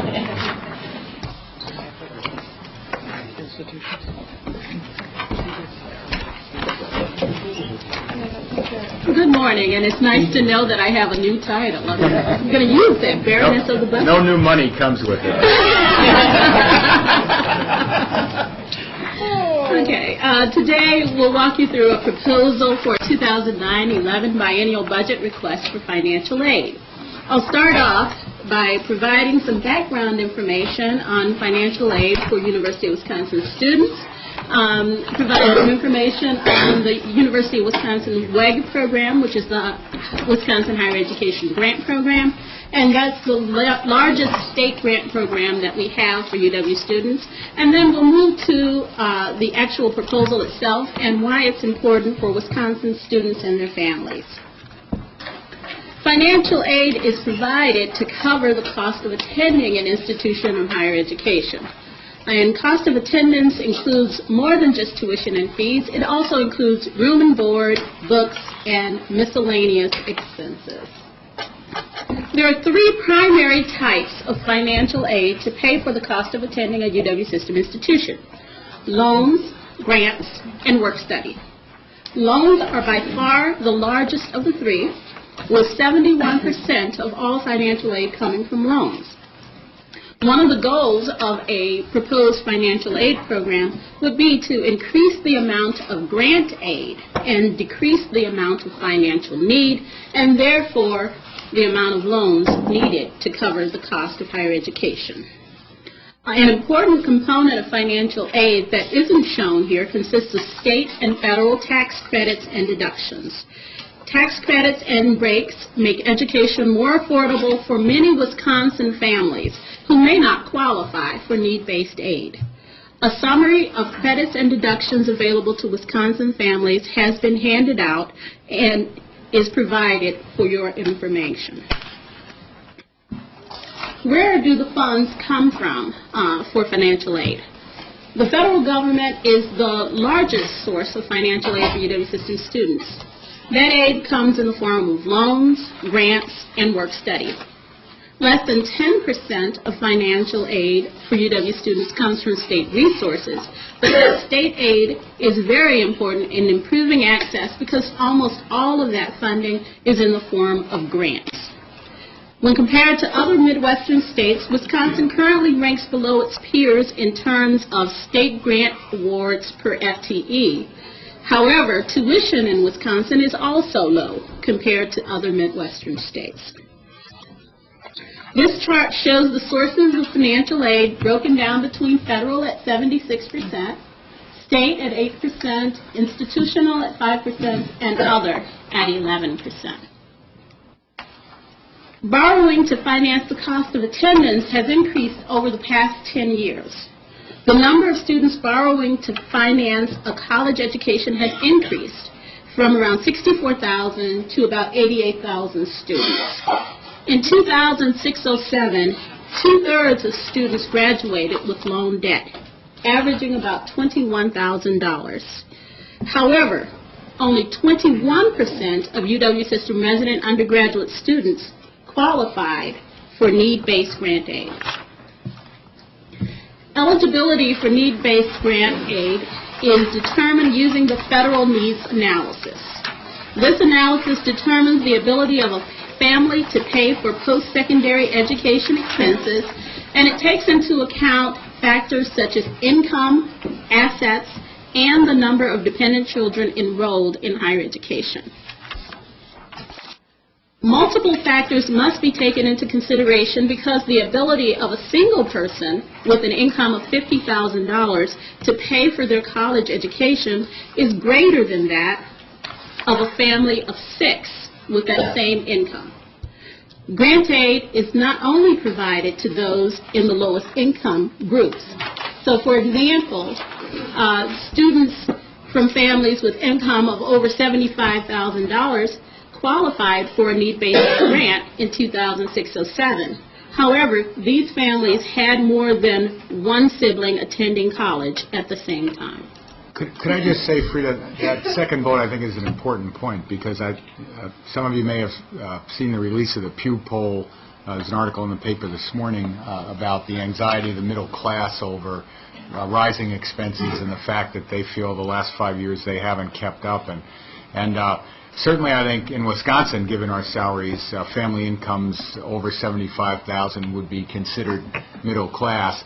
Middle class families can and do benefit from need-based financial aid, and we want to make it possible for more of them to do that, in part through this private fundraising campaign that we will take up. Again, part of the message we need to keep sending is college is possible, and it's possible for those who come from the lowest incomes, and it's also possible for those who are what we might think of at the lower end of the middle class to benefit from these need-based aid programs as well and come to college.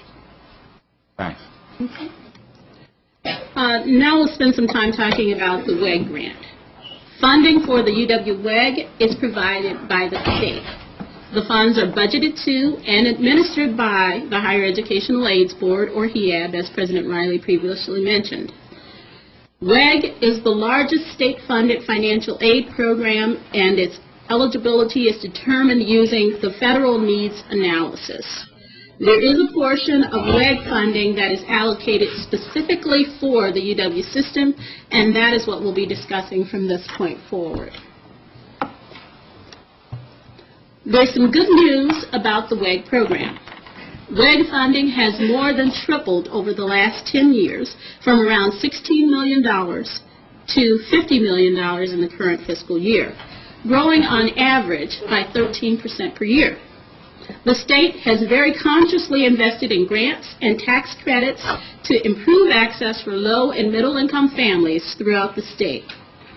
The average award for WEG has increased by 155% over the same 10-year period, to an estimated $2,131. This chart shows the amounts expended for WEG by year, as well as the percent change in funding. A concern for the Board of Regents, for students and families, is the fact that while tuition has increased at a slower rate than the WEG funding, the actual dollar cost to families and students has gone up. The average WEG grant has increased $1,295, while UW-Madison tuition has increased by $3,470 during that same period of time. However, this year, the average WEG award grew by $376, while tuition at UW-Madison increased $330, effectively holding many WEG recipients harmless for the tuition change. This chart shows the increase in UW-Madison tuition compared to the increase in the average WEG award. It also shows that in 2 of the last 5 years and 3 of the last 10, tuition has increased at a lower dollar amount than the average WEG award. Now we'll move on to the 2009-11 biennial budget proposal. It consists of 2 parts: maintaining the statutory link that increases the WEG allocation by the same percentage as the increase in tuition for the prior year, and developing a hold harmless financial aid program. Based on an estimated 5.5% tuition increase, the percentage tuition actually increased in the 2007-08 year. The statutory link would require $9.4 million in 2009-11, $3 million in 2009-10, and an additional increase of $3 million in 2010-11. Additionally, the UW system would propose a hold harmless program that would increase the average WEG award to match the increases in tuition and fees on a dollar basis for targeted WEG students. This is consistent with financial aid proposals by the Board of Regents in the past 2 biennia. Providing a hold harmless grant would assure Wisconsin families and students that they would not be priced out of college due to increases in tuition and fees. The estimated cost of the hold harmless program would be $6.2 million in 2009-10 and $6.6 million in 2010-11. The estimated grant would increase by about $355 in 2009-10. The combined cost of the proposals that we've talked about for the statutory link and the hold harmless program would be approximately $28 million for the biennium. These financial aid programs will help the UW system and the state of Wisconsin to address the growth agenda goal of enrolling more Wisconsin students and graduating more 4-year college degree holders, producing more high-paying jobs, a stronger tax base, and an improved state economy. That concludes my remarks. Next, you'll hear the student priorities for the 2009-11 biennial budget, after which we would be open for questions from both us, for me, and the students as well. Good. I think if you're willing now, if Regents have questions on anything you've said, we can take a few minutes. We're pretty well on time to have those questions addressed to you. Or if Regents want to wait until after the student priorities, that's fine too. Any questions right now for Frida? Okay, Regent Bartel. Peter, can you go back to the slide that shows WEG versus tuition table? This one? Yes. Yeah. That is comparing the WEG awards to increase in WEG award, average WEG awards to increase in UW-Madison tuition. Correct. Is there a similar table for UW system tuition? UW-Madison would typically have the largest increases in any given year. The only time that there would be a difference would be if a campus enacted a differential during that period of time, and that's why we still show UW-Madison, because it's typically the highest. Okay, so the proposal, though, that you're making would link increases in the WEG awards to the overall percentage increase, not to Madison. Not the percentage. The statutory link piece is a percentage increase. So if tuition went up 5.5%, the allocation for WEG would go up. For the system. Right, for the system by 5.5%. The hold harmless proposal, though, would take that percentage increase, which doesn't equal the dollar amount, and provide a dollar increase for the students that's equivalent to the increase in tuition and fees in dollars. Theirs students? Theirs, yes. Okay, nice. Regent Davis. A couple of points of clarification, Frida. If you can go back to well, you don't have to, but the third slide from the beginning, the one that talks about types of student financial aid.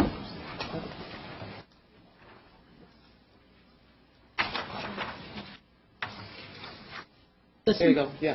That loans comprise 71% of all financial aid. How does that compare to peer states? I assume that's a state number, right? When you get into the area of how we compare on financial aid to other states, that's a question that I typically would have to turn over to Sharon Wilhelm. What we do know is that loans are an increasing share of financial aid across the nation. Right. It is a growing share. Right. Sharon, are you willing to take up? I'd like to add to Frida's comment Sharon, by saying... Sorry, it might be good if you went up because people are listening. Or Why don't you just sit here so people can hear you on that screening. The one thing I'd want to add to Frida's comment was that Wisconsin does not have a state loan program, financial aid program. Other states that do would increase that percentage even more. So, for example, Minnesota has a state loan program, and so therefore I would expect theirs to be higher. The federal loan percentages, or the dollars that are available through the federal programs, are pretty, they're available to all students regardless of what state they're attending, and there's some difference, but it really, the most dramatic differences is when they have a state loan program. I just wanted to know if there was any way to put in context our 71% with others. That's basically what is it high, is it low, is it about kind of on par? I'm not, because it's high to me. Let me just put it that way. It seems high. It's high everywhere. Okay. Then thank you. Second question is, if you go to the 1, 2, 3 after that, and it's called Paying for Higher Education, Increasing Reliance on Student Loans and Debt. Yes. That one. That last bullet, 21% of students qualify for need-based grant aid. That's 21% of students enrolled in UW. 21% of resident undergraduate students in the UW system. Right. So that number could go higher if you were to, percent rather, could be higher if you were talking about eligible students, meaning Wisconsin students who may be going somewhere else or didn't go at all or what have you. But this is just among our own students. Okay. Among the current population. Right, current population in that year. Okay, thank you. Any other? Regent Conley-Keesler. On the fees that you talk about, tuition and fees, that doesn't include, though, differential or state fees or anything that's independent on those campuses, or does it? It does. It does? Yes. Oh, that's good. All right. Any other questions from Regents before we proceed to the students? Regent Pruitt. If I could just, I think it was just clarified for myself, and it might be useful because there may be at least one other regent who didn't get this other than myself. I hope so. Could you just explain to the board the separate nature of the statutory link and the hold harmless proposal? Okay. Because it would appear on first glance that the statutory link would hold harmless students, but in fact it doesn't do that, and I'm going to stop talking before I get myself in trouble. You're right. Okay, the statutory link says that the allocation that we have for the WEG program will increase by the same percentage as the rate that tuition and fees increase. So if tuition and fees go up 5.5%, then we would see that same type of an increase in the allocation for the WEG program. But the WEG program currently doesn't cover the full amount of need. So what would happen then is that we've currently got $50 million in the WEG program. It's going up to $55 million next year. That will go up by whatever the percentage increase is from the previous year, and we're just using 5.5% right now as a placeholder. That would cost about $3 million. Now, what would happen there is that for an individual student, they could see a 5.5% increase, say, in their WEG allocation, but the average WEG right now is $2,100. So if you're doing 5.5, you're looking at about 120, 130, something in that region of an increase, whereas tuition itself may have gone up by about $300, $330. The hold harmless piece will then take that and add on an amount that covers the difference between the increase in tuition and the increase in the average WEG award. Does that cover it? Regent Rosenzweig. Yeah, I would just like to add that I read it 3 times or 4 times, Chuck, and then it occurred to me the difference. However, I will say that I've looked at that program from the other side as a legislator, and I think there is a confusion between the statutory provision, which links, and the hold harmless. So in presentations, I really think it's important to be very specific about why both are very important, and that it is a combination that we really need to further together to, if you will, carry out the intent of the statutory provision.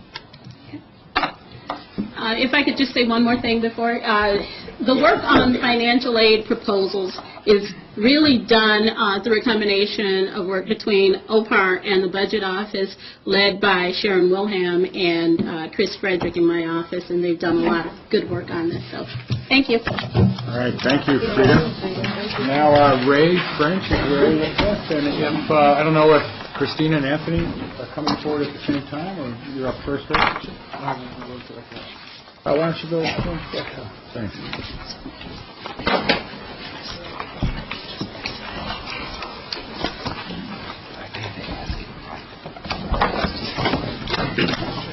Ray, welcome to your monthly presentation.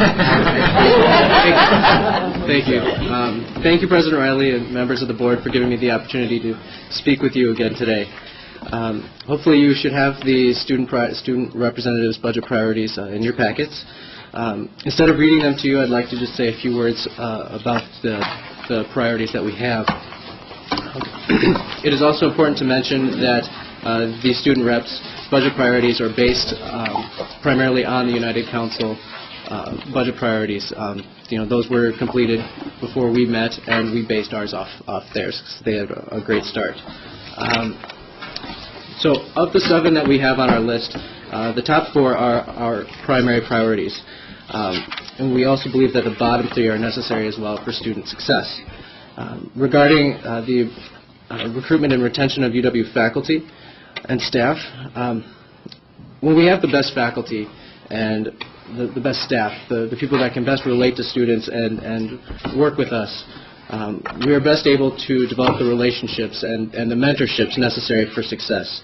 And the way I look at it is that our student success is only as strong as our faculty and staff success. Personally, in the relationships that I've built with my professors and the staff members on campus and the administration, I know that I wouldn't be as strong of a person as I am without their help. The second and the fourth of the priorities deal with the increasing of financial aid and capping tuition at the same rate of inflation. We've heard for many years about the burden on students, and I'd just like to reiterate in this discussion that we've had many times that students like me are graduating with over $20,000 worth of debt. And I graduate in a month, and I'm looking at about that amount. And I know I'm not the only one, and that's getting to be pretty standard. So these are very important to students and to the future of keeping students in the UW system and not pricing them out, as we say. In the third list of the list is the Veterans Tuition Remission Program. Students all over the UW system support this program wholeheartedly. We see its benefit and we appreciate what the legislature did to create this program. But we also understand that it needs to not just be a state-subsidized program, but a state-funded program. That's why we specify that it should come completely through GPR dollars. When the state doesn't support the program as in full, like these past years, our UW schools are eating those costs, and ultimately our educational programs lose because of that. And then finally, the last three, the domestic partner benefits, mental health counseling at UW system schools, and the dollar-for-dollar statutory link for the WEG award. While they were not in our top 4 priorities, they are also extremely important for the student success. I wish you the best of luck in determining the budget for the next biennial budget. And thank you once again for the opportunity for speaking with you. Thanks, Ray. Christina? Hi, my name is Christina Trevino Murphy. I'm a student at UW Madison. So United Council represents over 110,000 students across Wisconsin in promoting increased access and affordability in the UW system. At the last United Council General Assembly, the body that sets our agenda, that is made up exclusively of current UW students, created a list of budget priorities that students would like the next UW budget to address. There are a total of 10 priorities that students have said must be addressed in the next UW system budget. Each of them will greatly enhance the value of a student's education while simultaneously keeping it as cost-effective as possible. This idea is at the core of how the principal's priorities were created, and you can see them each of the following. The priorities are: 1, freezing tuition for both 2-year and 4-year institutions; 2, support for a veteran tuition remission program funded completely through state GPR dollars; 3, increasing pay and improving recruitment and retention of UW staff and faculty strictly from GPR dollars; 4, domestic partner benefits for all UW system employees; 5, full funding of UW College's mental health counseling program; 6, increase the average Wisconsin higher education grant along with the dollar-for-dollar statutory link for the average tuition increase and the average WEG award; 7, increasing funding for the Advanced Opportunity Program Award; 8, increase funding for the Lawton Minority Undergraduate Retention Award to match the WEG fund; 9, increase funding for the Inclusion Excellence Program; and 10, support for the allocation of capital money towards sustainable development in the UW system. Anthony and I will go through each of the above priorities to give a short summary as to why they were decided upon and to explain why each is extremely important to the continued importance of the UW system. Before I get to them individually, however, I want to address one concern that some of you may have that affects several of the priorities. The issue common to many of the priorities is increased need for growth of state GPR dollars to the UW system. Students over the last 10 years have seen their tuition go up to cover 55.8% of their instructional costs from 35.8%, while the percentage of state GPR dollars in the UW budget has dropped from 33.75% to 24.21%. Students are paying far more than their fair share, and it is well past the time that the states step up more. We are constantly told that the UW system is the economic engine of Wisconsin. Well, if that's true, and the state wants to help with the growth of the economy, they need to support the UW system more. The root of this can be seen in the budget priority number 1. Students are asking for tuition freeze in both 2-year and 4-year institutions. Over the time that state GPR dollars have dropped as a percentage of UW's budget, the gap has been filled with student dollars. The average in-state student leaves UW with $21,104 in debt. Out-of-state students leave in far worse financial straits. In a time when students are hearing that the state of the economy around them is worsening, they've been told to dig deeper into their own pockets for the education that will help everyone in Wisconsin. Tens of thousands of students work at least part-time during school to afford the price as it is. Anything but a tuition freeze will price many of them out of their education. Students are also being asked to pay for the other choices that our governments make, Last biennium, students won a Veterans Tuition Remission Program to take care of those who chose to serve in the military. Students did not make the choice that sent those who enlisted to war, but they did want to make the choice to see that they were treated well by their state. The cost of this program, however, has been thrust upon the students. While students will stand up to ensure that veterans are given the compensation they deserve, it was not students who chose to create the issue by making so many Wisconsin residents veterans. It is appropriate that, instead, the state should take up the cost of this program and fund it fully through GPR dollars. And with that, I'll let Anthony continue. Good morning.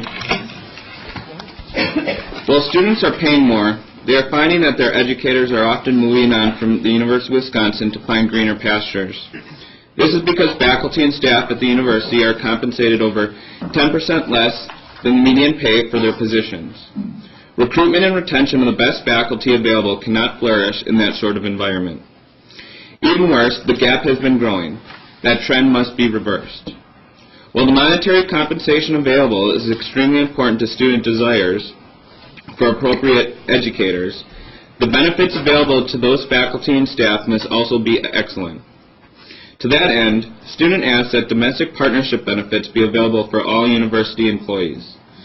We have the only Big Ten school without those benefits, and it has been demonstratively harmful to the recruitment and retention of staff to lack them.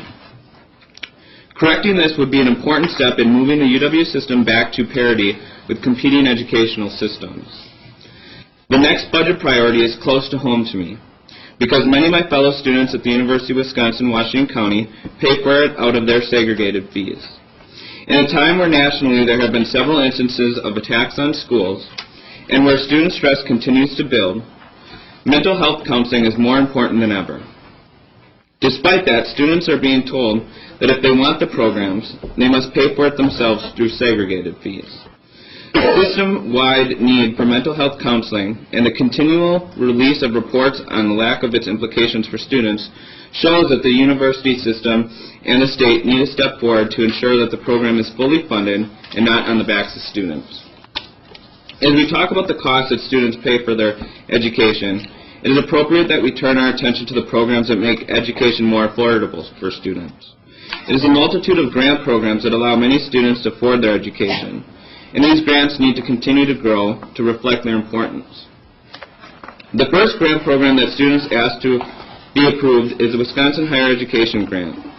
This grant assists thousands of UW students, but is continually lagged behind increases in tuition and fees. The most appropriate way to fix that lagging is to index future wage increases, dollar for dollar, to tuition increases. Thus, if tuition were to go up $500 next semester, the average wage increase would go up by $500 as well. That will ensure that students are not being priced out of their education. Even with that, however, the grant would be starting far behind tuition. Therefore, to get WIG money to where indexing will help, we also asked that an additional $35 million be allocated. Both the Advanced Opportunity Program Award and the Lawton Minority Undergraduate Retention Grant Award are important to continued recruitment and retention of underrepresented students on UW campuses. A diversity of ideas, experiences, and cultures greatly increases the value of education to all students. To facilitate increasing the diversity of campus, we urge an increase of funding to the Advanced Opportunity Fellowship of $2 million and matching the value of the Lawton Grant to the Wisconsin Higher Education Grant, requiring $3.5 million. Another specific priority for students is the Inclusion Excellence Program. Building a diverse campus is not just about getting students through the door. It is about fostering diversity at every step from application to graduation. The 7 goals outlined in Plan 2008 are an important step to ensuring that happens. But it requires a commitment from the UW system and the state of Wisconsin. We therefore ask that funding appropriate to fulfilling the 7 goals of Plan 2008 be allocated. Finally, students care about the environment they are learning in. You can see that in our earlier priorities about diversity. But it also extends to the priorities the university makes in its impact upon the earth. In 2007, Governor Doyle announced the Declaration of Energy Independence. This announcement included both a goal to have 20% of all Wisconsin's energy need met by renewable sources, and for 4 UW campus to be off the grid. generating enough energy to meet their own needs by 2012. Both of those goals require a great deal of investment from the state and the UW system, and students would like to see a set plan for how we will get to those goals. Additionally, students want those programs not to be piecemeal, but instead part of a comprehensive, fully funded plan for making the University of Wisconsin sustainable, and have that plan be the cornerstone of any new construction, renovation, or forward planning. Students are asking for no more than a fulfillment of promises of a world-class education, being available to those who attend a University of Wisconsin school. Each of the above priorities will greatly increase the access and affordability of the UW system, while simultaneously increasing the quality of educations received. They are important improvements of good trends and reversals of bad. We thank you for your time and look forward to your support on these issues. Thank you all. And why don't maybe if you wanted to stay up there, I'd ask our two student regents to comment, and then people may have questions for you after that. Does that work? All right, Regent Schiff. All right. I've been thinking about these priorities and everything in the past month and a half. And really, I first want to thank United Council and Ray for coming here and speaking to us. These are good. I especially wanted to highlight the mental health, especially with the tragedies in the past year. That definitely needs to start coming forward.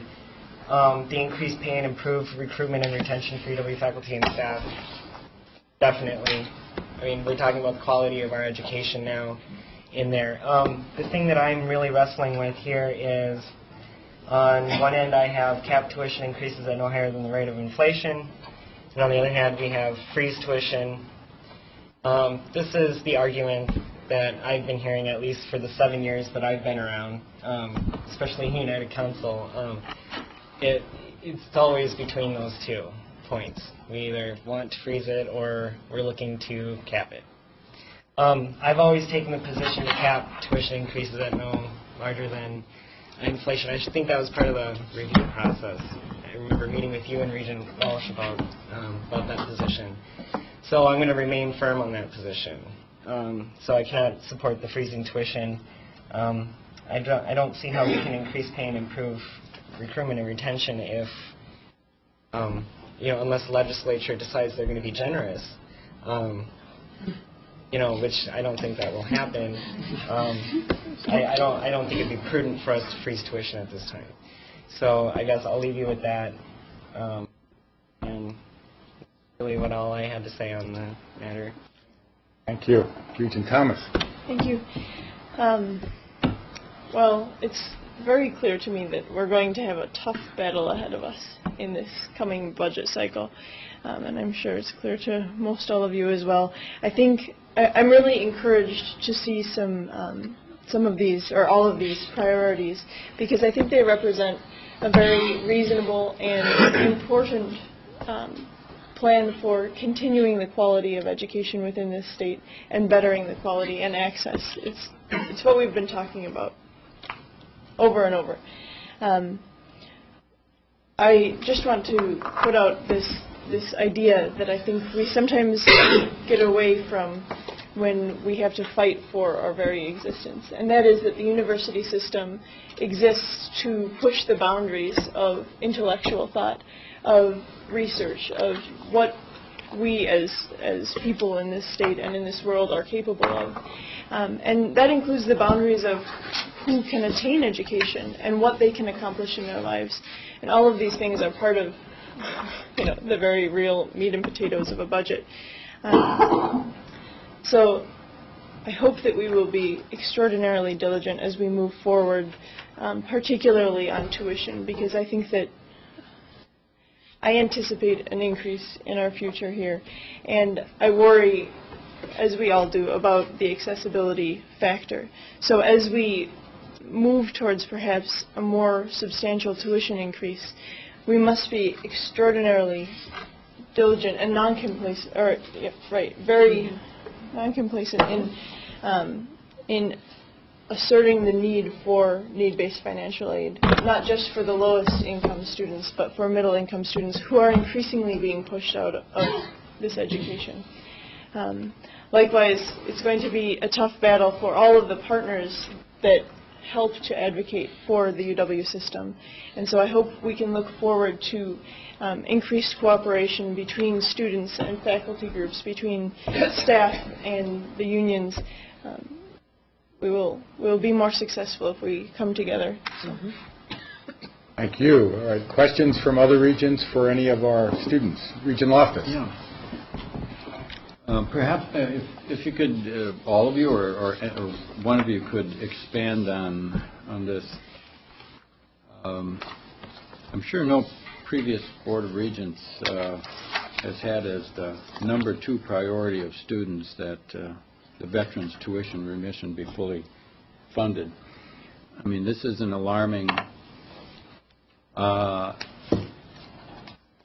event. As you point out in your document here, the current freshman class would have been 11 years old when the Afghan war started and 13 years old when the Iraq conflict began. This is your number 2 priority, and my question is an assumption. This makes me assume that this fact that there is a tuition subsidy here is well known among students. If you could just comment on that. The fact that there is a knowledge among the students. I believe most students are aware that veterans tuition. I believe most students are aware of the Veterans Tuition Remission Program and do support it. In conversations I've had, I can't think of any student that wouldn't support it. No matter what side of the political aisle you're on. But in regards to it being the second priority, for me it comes down to the fact that it's a program that the state committed to and then didn't commit to it when it came down to funding it. And so the theme among all of our priorities is state support of the UW system, and that's the common theme. And this seems to be one of the most obvious ways for us to focus on that, to call them out on the fact that you would state this program and then you don't fund it fully. So that's our way of calling them out on that fact. So. And if I can make a comment. I think regardless of whether or not the majority of students are necessarily aware that this is going on, they're all paying for it. And so, we're here advocating for students and, still continued strain for students. And also, I do want to say that as far as the United Council budget priorities go, they're not necessarily listed in any order of importance. We think that each one is equally as important. So it's not necessarily our number 2 priority, even though it has the number 2 in front of it. All priorities are your number 1 priority? Well, they are all.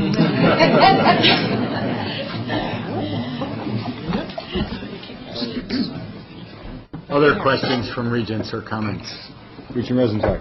Yes. I just want to compliment you all on your presentation. I will say I was struck, and I think Regent Loftus kind of started to mention or to think about priorities, and I was struck by Regent Thomas's compelling case for access and financial aid and the tuition in general. And I guess what I'd like to say is, as you're thinking about these very worthy goals that you have, I think it's important to think about who's receiving them. And something else that Regent Thomas said, and she said about that this is going to be a very, very trying budget. And to think strategically about how you can maximize your opportunities to prevail, perhaps, on 2 or 3 of the most important items that without you feel would diminish the whole of the experience for all of the students. And I can't say that enough, because in tight budgetary times, people are going to be looking for a way to address the needs within certain confines. And so I appreciate your many wonderful points and the arguments for them. They are indeed worthy. But I want students to be successful, too, in your endeavors. And hopefully, as you think about your coalition of regents and faculty and students, that you think about how to make your case to be successful. Regent Crane. I just wanted to comment that it seems to me you've laid out our political dilemma. It was very well stated, and we do have a political dilemma, as well as the challenges you point out. But how to get there is another matter. Regent Bartel. Following up on what Regent Crane just said, I've heard from United Council, I've heard from ASM and other students about tuition free. I've talked to some of the students, and I've characterized this in some of these conversations as a game of chicken with the legislature. If the Board of Regents puts together a budget that has no tuition increase, tuition freeze, and submits it to the legislature and says, in the strongest terms possible, you have to step up. You can't keep diminishing your contribution to higher education in this state. You can't keep putting this on the backs of students. And the legislature doesn't perform. Where are we? I mean, it's a game of chicken. Who's going to blink? Does it make sense then for us to freeze enrollment or reduce enrollment, to cut back on sections and classes, to lay off staff? I mean, in order to fund education without a tuition increase, I don't think you would agree with that.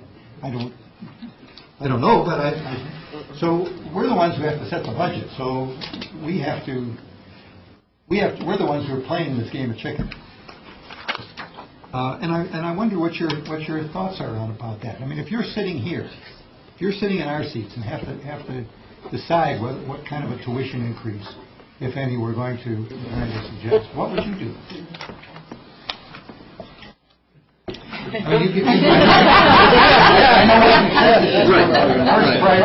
Right. You don't have to do it. We do. Right. I'd say the hardest work comes before we even have to make the decision about the tuition increase. And as students and as the board, I'd say that our biggest priority is making it not a game. And talking to the legislature as honestly and even altruistically as possible about the value of education, and being as honest and frank as possible without turning it into a game. And I understand how difficult that is with a political body like the legislature we've had. But I'd say that that's the first step. And if it comes to the point where we do have to make that tough decision, we'll talk again. Regent Walsh and then Regent Davis. I appreciate your work and your thoughts. In the last 7 years, we've been there, and we have had those conversations with the legislature. And it usually, we ask the question, is the message you want us to cut enrollment? Now, this state has done that at one time. Back when Tom was in the legislature, there were decisions thoughtfully made to cut back on enrollment.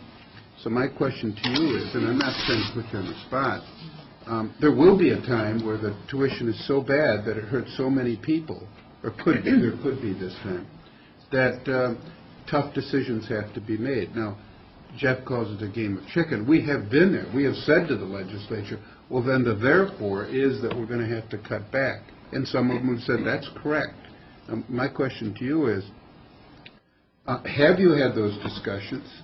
And what have you thought about cutting enrollment in order to maintain quality and preserve a good education for those that attend, if the threshold issue is to not raise tuition? I mean, have you had that kind of dialogue as to how your constituents feel about that? Personally, not on our campus. Well, have we not are had that there, discussion. so you should have that and let us know the pros and cons. Sure. It's not that simple. I mean, Right. we all like to say, no, we want to increase access and have more students. That's what our Right. growth agenda is about. But there are competing constituencies for these dollars, corrections, Sure. Medicaid, K-12. Sure. And we've got a bad economy. So let's have that dialogue so that we can then go public with it and talk about it so that maybe the state can have its own voice. It's important we face that issue. Regent Davis. I think I'm encouraged by you all, by the way, and as I whispered to my colleague, Regent Thomas, I said I'm always thrilled to hear from the students directly, and I learn a lot, and so I appreciate our two student regents in addition to you as representative of other students in our institutions.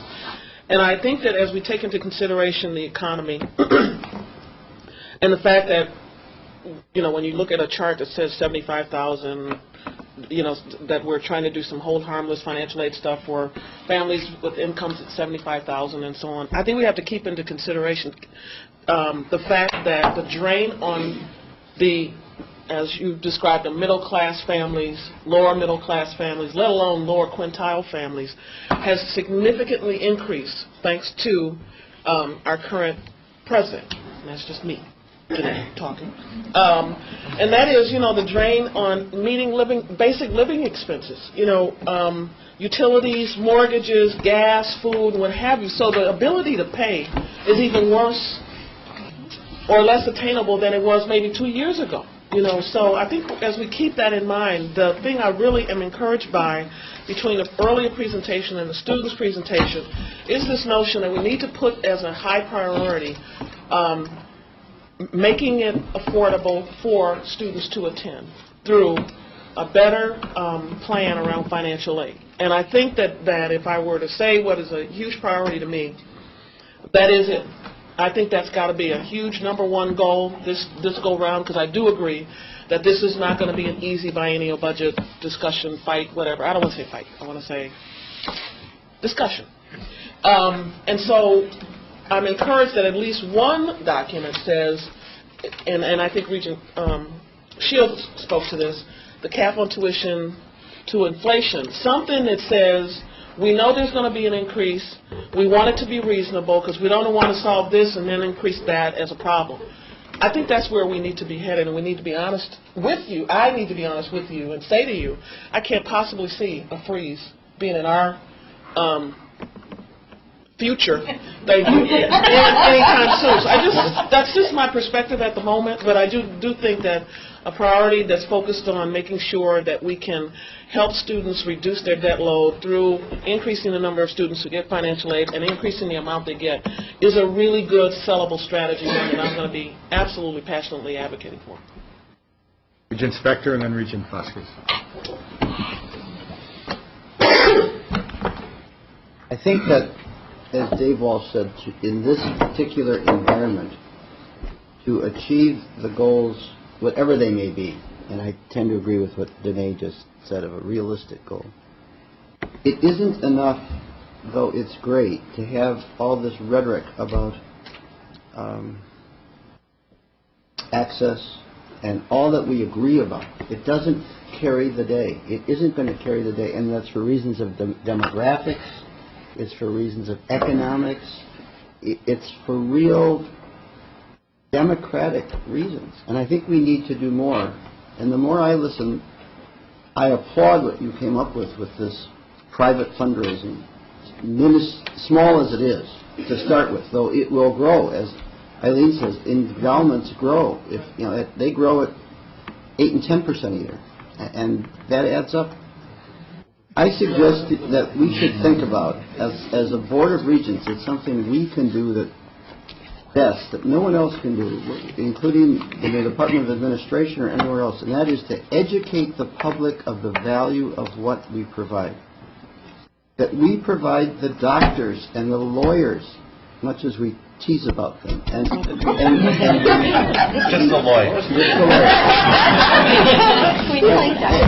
And the non-professional people, the business people, and without the university system, our state as a whole will not function in the way we want it to. And we have to educate the people They must look beyond just their own students, and many of them have no children.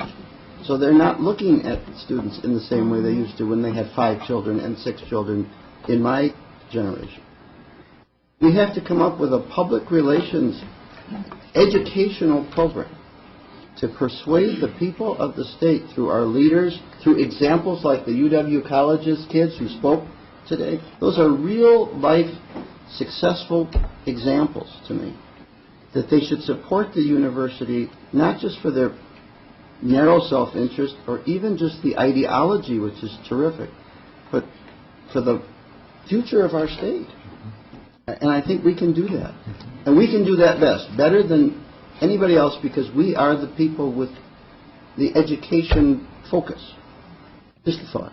I think it's a good thought, and I think, just a reminder, I mean, I think that was the core of the argument behind the growth agenda, which got new funding into the university for the first time in a long time. It sold that argument. I think people have started to believe it, and we need to kind of build on that platform going forward. But I think we need to build on it with real-life, practical examples, not just abstract discussions.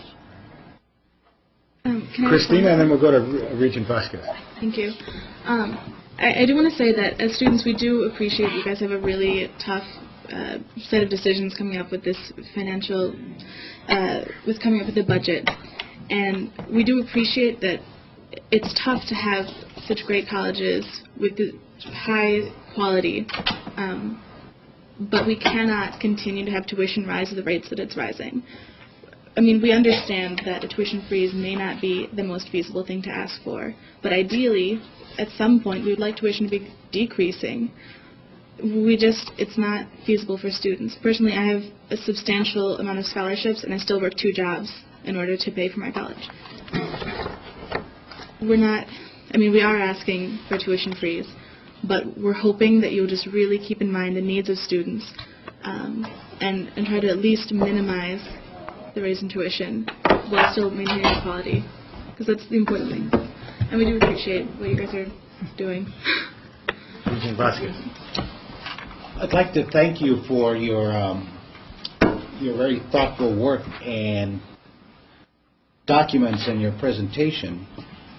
One of the things that I was thinking when I was listening to you and some of the discussion by my colleagues here, is that when the governor met with me and offered me this golden opportunity, and I accepted it with an understanding that it was not going to be a cakewalk, that it was going to be a very difficult opportunity with many challenges, and that there were going to be instances where decisions were going to have to be made that were going to be very difficult, and I think this is one of them.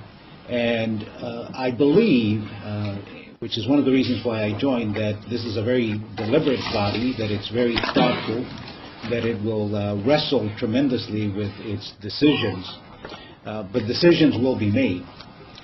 One of the things I would not like to do is to put you in our position. You were not asked to be a regent to make a decision. We were. And so it's our task to do that. What I'd like to do, though, is remind you that we are a very small body, and that if we together decide, and we'll make a decision, and if we were to even agree that as a body we would go down the hill to the legislature, we wouldn't fill even a small committee room. You, on the other hand, could fill that entire building, because you have something we don't have, and that's membership. And I think that just as we're hearing your voice here, I would strongly encourage you that your voice be heard elsewhere, and that your voice, you're going to find, is going to be far more powerful in some instances than our individual and even collective voice. So I would really encourage you to not stop here, but to continue your speaking on behalf of your membership, and also allow that membership to also have that collective voice be heard elsewhere.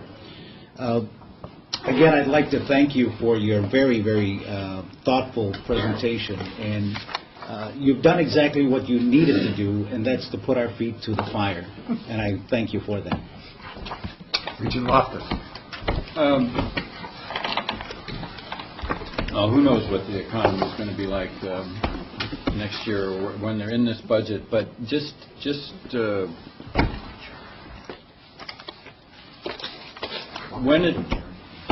when everything went south in the economy in this state in the early 80s in the Midwest and the Rust Belt, and there were decisions to be made, the most logical and progressive and intelligent decision was to reduce the size of the university. We took 30,000 students out of the system. And the reason was, the goal was to keep all the campuses open, keep the faculty, educate the students that were in the system, but we had to save money going forward. Now, there were a lot of other options, but I can't see why a legislature faced with that situation in the future wouldn't come to this terrible conclusion that we had to come to. We took almost 5,000 students out of this campus.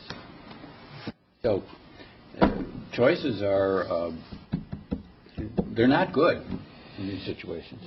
Yeah. These are tough choices. I'd just say that was then, now is now. And we're still haven't recovered from that decision.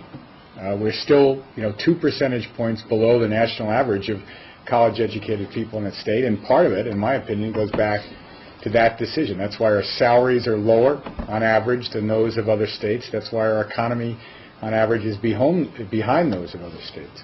There are lots of pressures to balance here, but I think a decision that says we're going to cut enrollment in the public higher education system of the state will set this state even farther back than we are now in the competition in the 21st century knowledge economy. I think if this board does anything in the way of hard decisions, it's got to figure out how not to do that in the interests of the state of Wisconsin and all its citizens, present and future, my opinion. Well, I'm not advocating that. I know you are. I'm saying that but if we are going to do that and start with a budgeting process that has that as the centerpiece, I think we should all understand that those are some tough decisions. I mean, we didn't close campuses, we didn't do all kinds of things. But I think the students need to understand the dynamic of that discussion once it starts to get moving,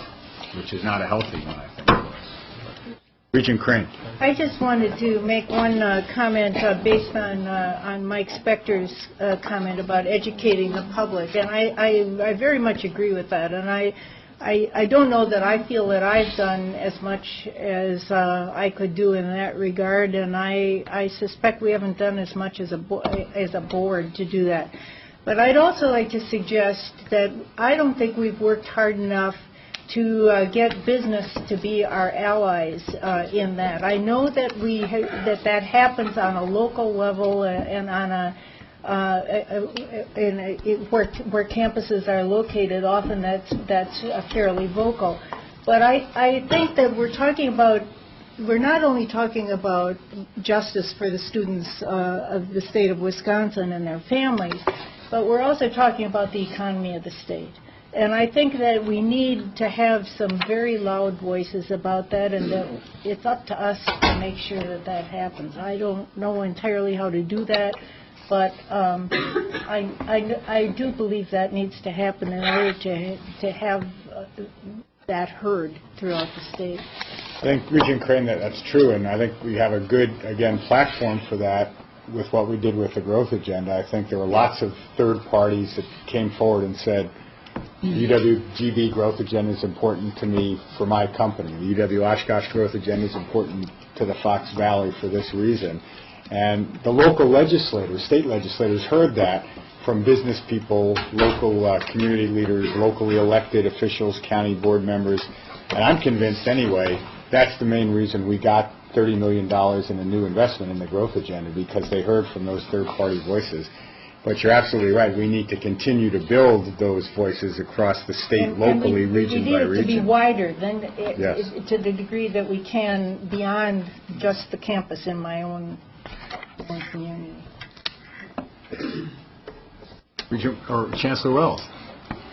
I'd like to add a couple of things, just to piggyback right on that point. The better, thoughtful integration, alignment of post-secondary education and work in ways that improves the educational experience of the student and generates income from them, for them, so that they can pay their bills, is something we don't pay enough attention to.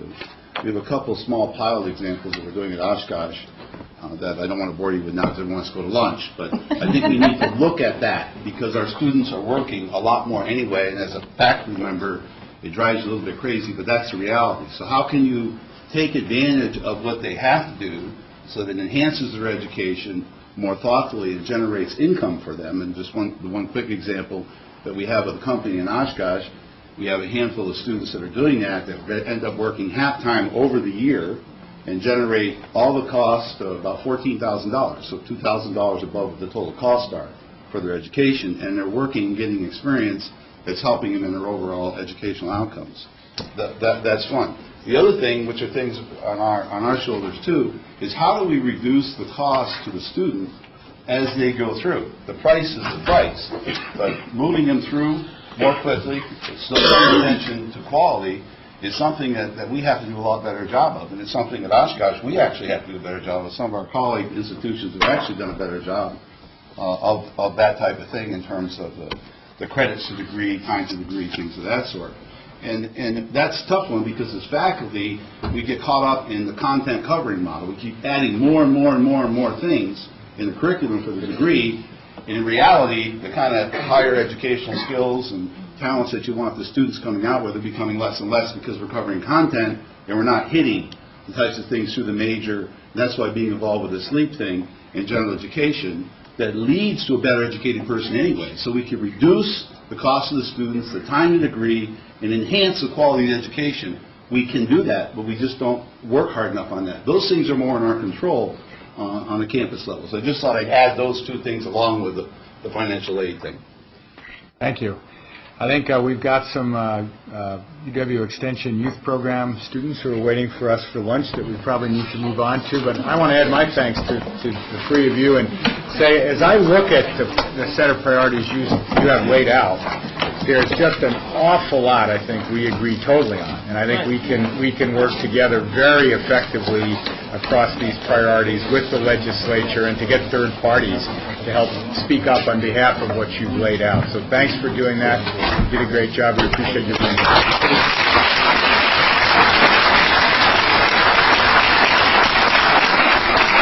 Turn it back over to Regent Vice President. Do we need a motion to adjourn? Yes.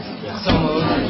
Is there a second? All those in favor? Yeah. Aye. Opposed? What were you going to do? Call the roll?